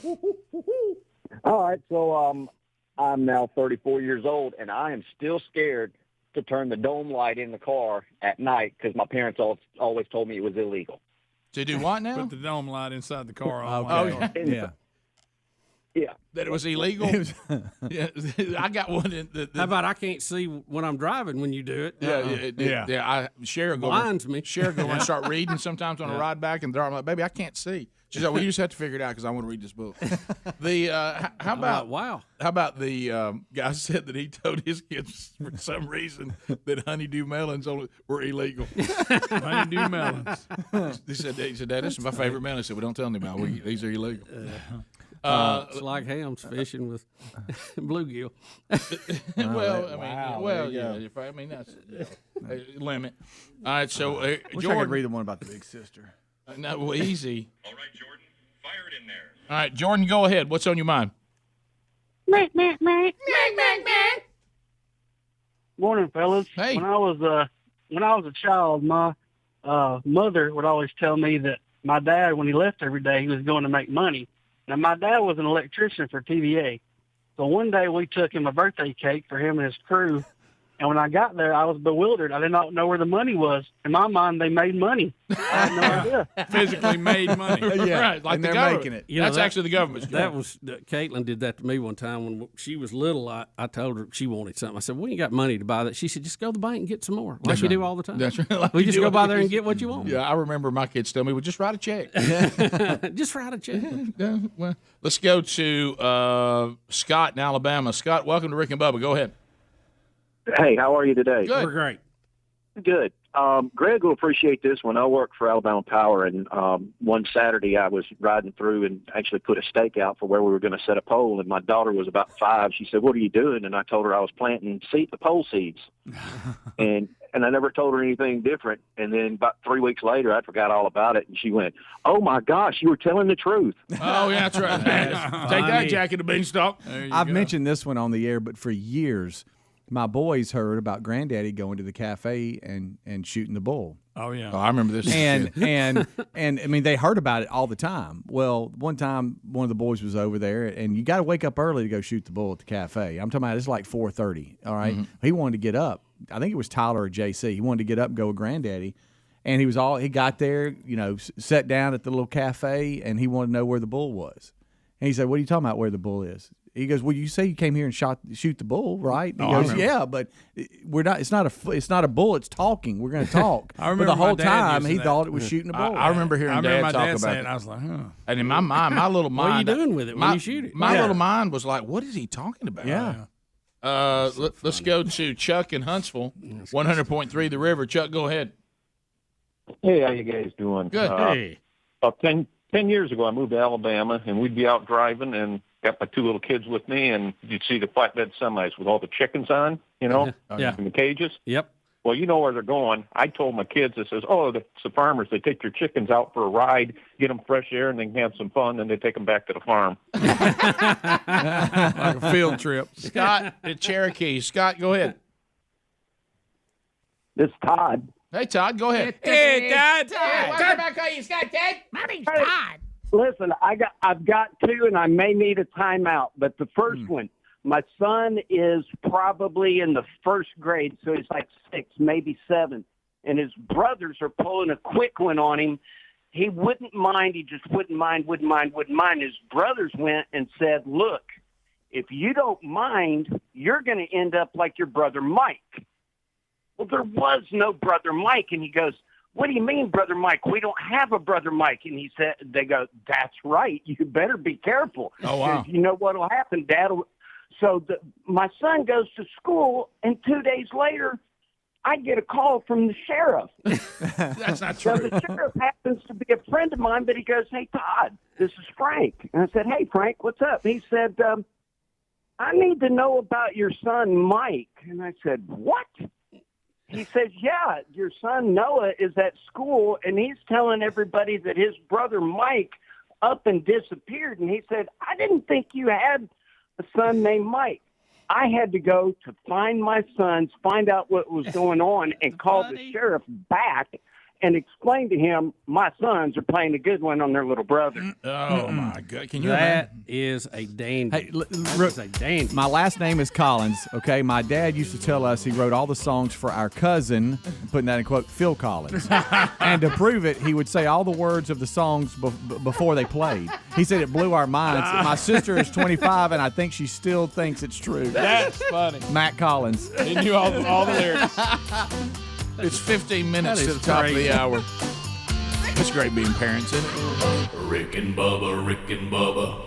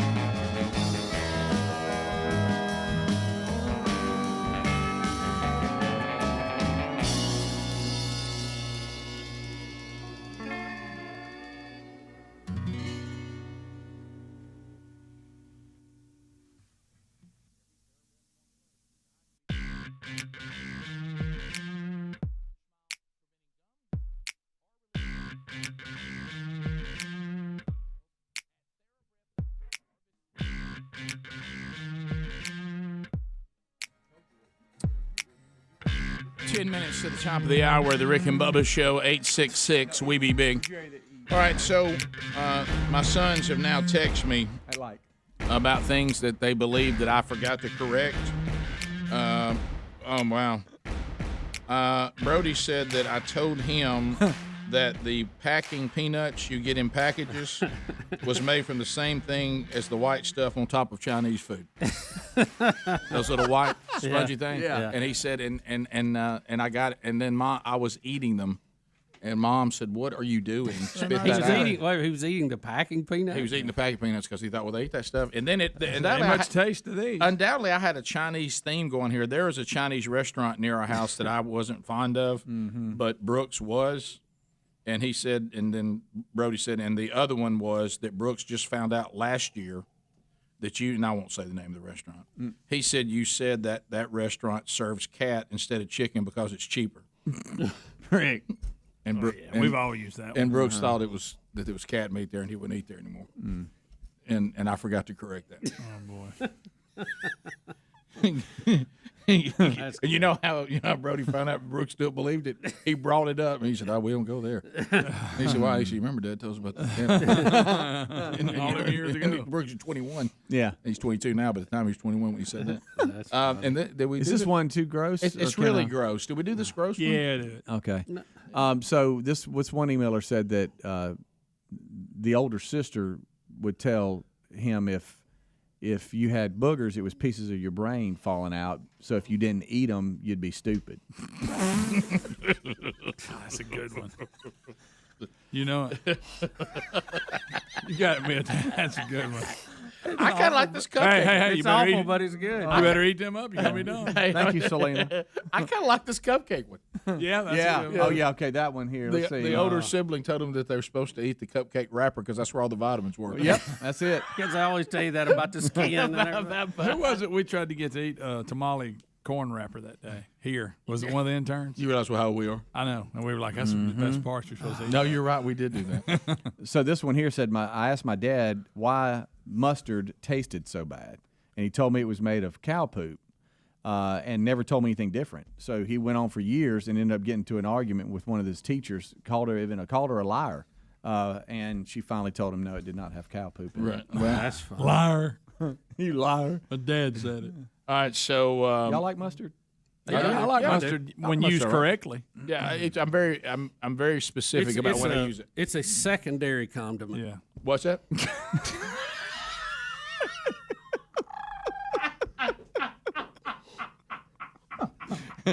Come again? Come again? I used to watch Bubba. Let's try that one again. Back that up. It's a secondary condiment. There you go. The mouth just couldn't pull it off. Oh, no, you want the mouth? The mouth's done. already down the leg. It's done. It's done for the week. Rick is firing that pontoon. that mouth is on a pontoon boat. That's not solar powered. Hey, let me. But soon will be, by the way. All right, so listen. No, let me tell you what's funny. What? Nothing. I got one after that. No, I didn't have one. Oh, okay. I used to watch American Gladiators TV show. I can't you talk. make fun. We're done. Got on you. We're You done. got one Rick, hit coming. the bed music. Just hit the bed music. My granddaddy. That'll be the last spot right before I go home. Right. My granddaddy told me that he was the first American gladiator, and his name was Shipwreck. He said I went all the way through my life, almost through high school, thinking that he was the first American gladiator named Shipwreck. Would repeat it to all of his The friends. fact he came up with shipwreck. Well, Greg, you remember when everybody thought our dad was Mr. Wrestling number 2? They did. And we still don't know they wasn't. He may have been, Rick. Let's go to.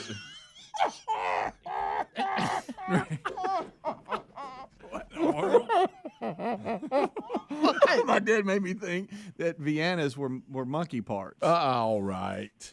You know what we used to call it? Hey, I'll tell you off air what we used to call it. Well, I think this guy's dad did. Did you see Speedy? It's like he was about to read it. I was like, oh my gosh. All right, and I'm glad you didn't say the name of the sausage, right? Right. Let's go to. If I got one answered here. All right, Craig. You see how they retrieve them. Craig, go ahead. They have to be extremely quick. Craig, go ahead. Oh, hey, To this day, I do not eat the tip ends of bananas because my dad told me that banana bugs live in the ends of them. Well, they do. Your dad was right. Rick, your dad never told you different. You still believe it. Hey, let me tell you, y'all go ahead and keep on eating them bugs. Wait till that spider crawls around your stomach. Oh, he couldn't make it down there. I remember one That's time. a rough place down there. Yeah, it'd be tough. I remember one time the attempt to get me to stop biting my fingernails was they showed me a picture of somebody with like an oversized head and said that was a person. I think I remember that. David in Meridian, 97.9. David, go ahead. Hey, my father-in-law used to tell my kids, this kind of falls into that category.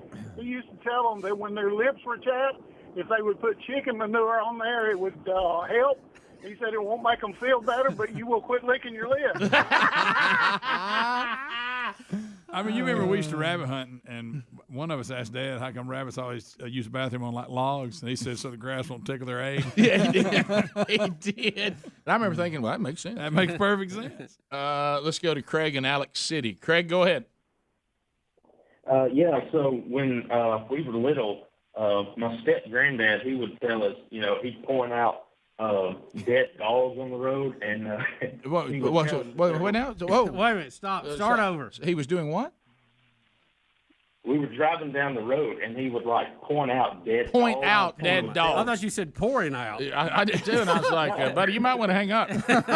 Quick. Yeah. No, he would point out dead dogs and tell us that they were asleep, and so we would be going down the road. I was like, every time I see a dead dog, I was like, why do dogs sleep by the road?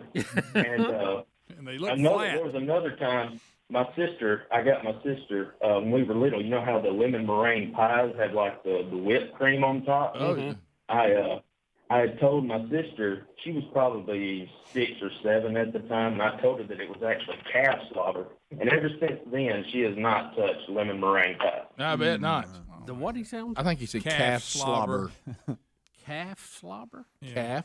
Yeah. Slobber. Why would it be slobbering on the pie, though? They do that. You're a stupid little kid. You don't know. Right. And by the way, meringue, there's no whipped cream He on meant top lemon of icebox. He meant lemon icebox by now. Because the meringue. We won't be technical. Greg, the meringue's taking the place. That's of actually what it We is. have a topic on it. That's already. right. My oldest son. Meringue or Cool Whip. Cool Whip. Oh, okay. All day. Mm-hmm. So my oldest son, the only child we have with red hair, told people his red hair came from the mailman when he was asked. He realized at 15 what he was saying. He heard somebody say that at the house. He said, am I wrong for this? Yes, you he are. thought it meant the mailman just delivered his hair. Well, in a way, he did. Yeah, Well, it didn't happen. It didn't happen. You stupid little kids. Having fun. There's nothing quite better than having fun with stupid little kids. Oh, I'm so excited about Greg's new grandchildren because I realized I got all The this old next material. generation. Oh, yeah, you can use it on all. I got all this old material. I mean, I can't wait. know. Don't you love messing with them? Oh, Rick. What's Yes. better? Aggravate 'em. What got me? This is one of those things because our sister just hates it. Greg and I terrorize her children. Yeah. And she's like, "How do y'all get joy as grown men out of upsetting children?" And I was like, Talk "Well, about it. really, the bigger question is why don't you?" I know. I mean, It's a good point. pretty fun. Yeah, it's fantastic. Thanks, guys. If our time's over, enjoy the weekend. Don't forget Rick and Bubba University, the podcast. We interviewed Dean and Sarah on his new book, Getting Over Yourself. And Lord willing, we'll talk to you Monday. If you got more Rick and Bubba today, stand by. Rick and Bubba, Rick and Bubba.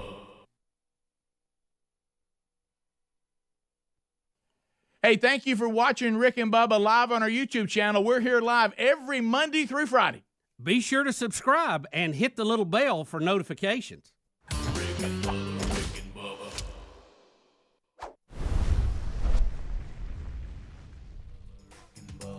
I can't start another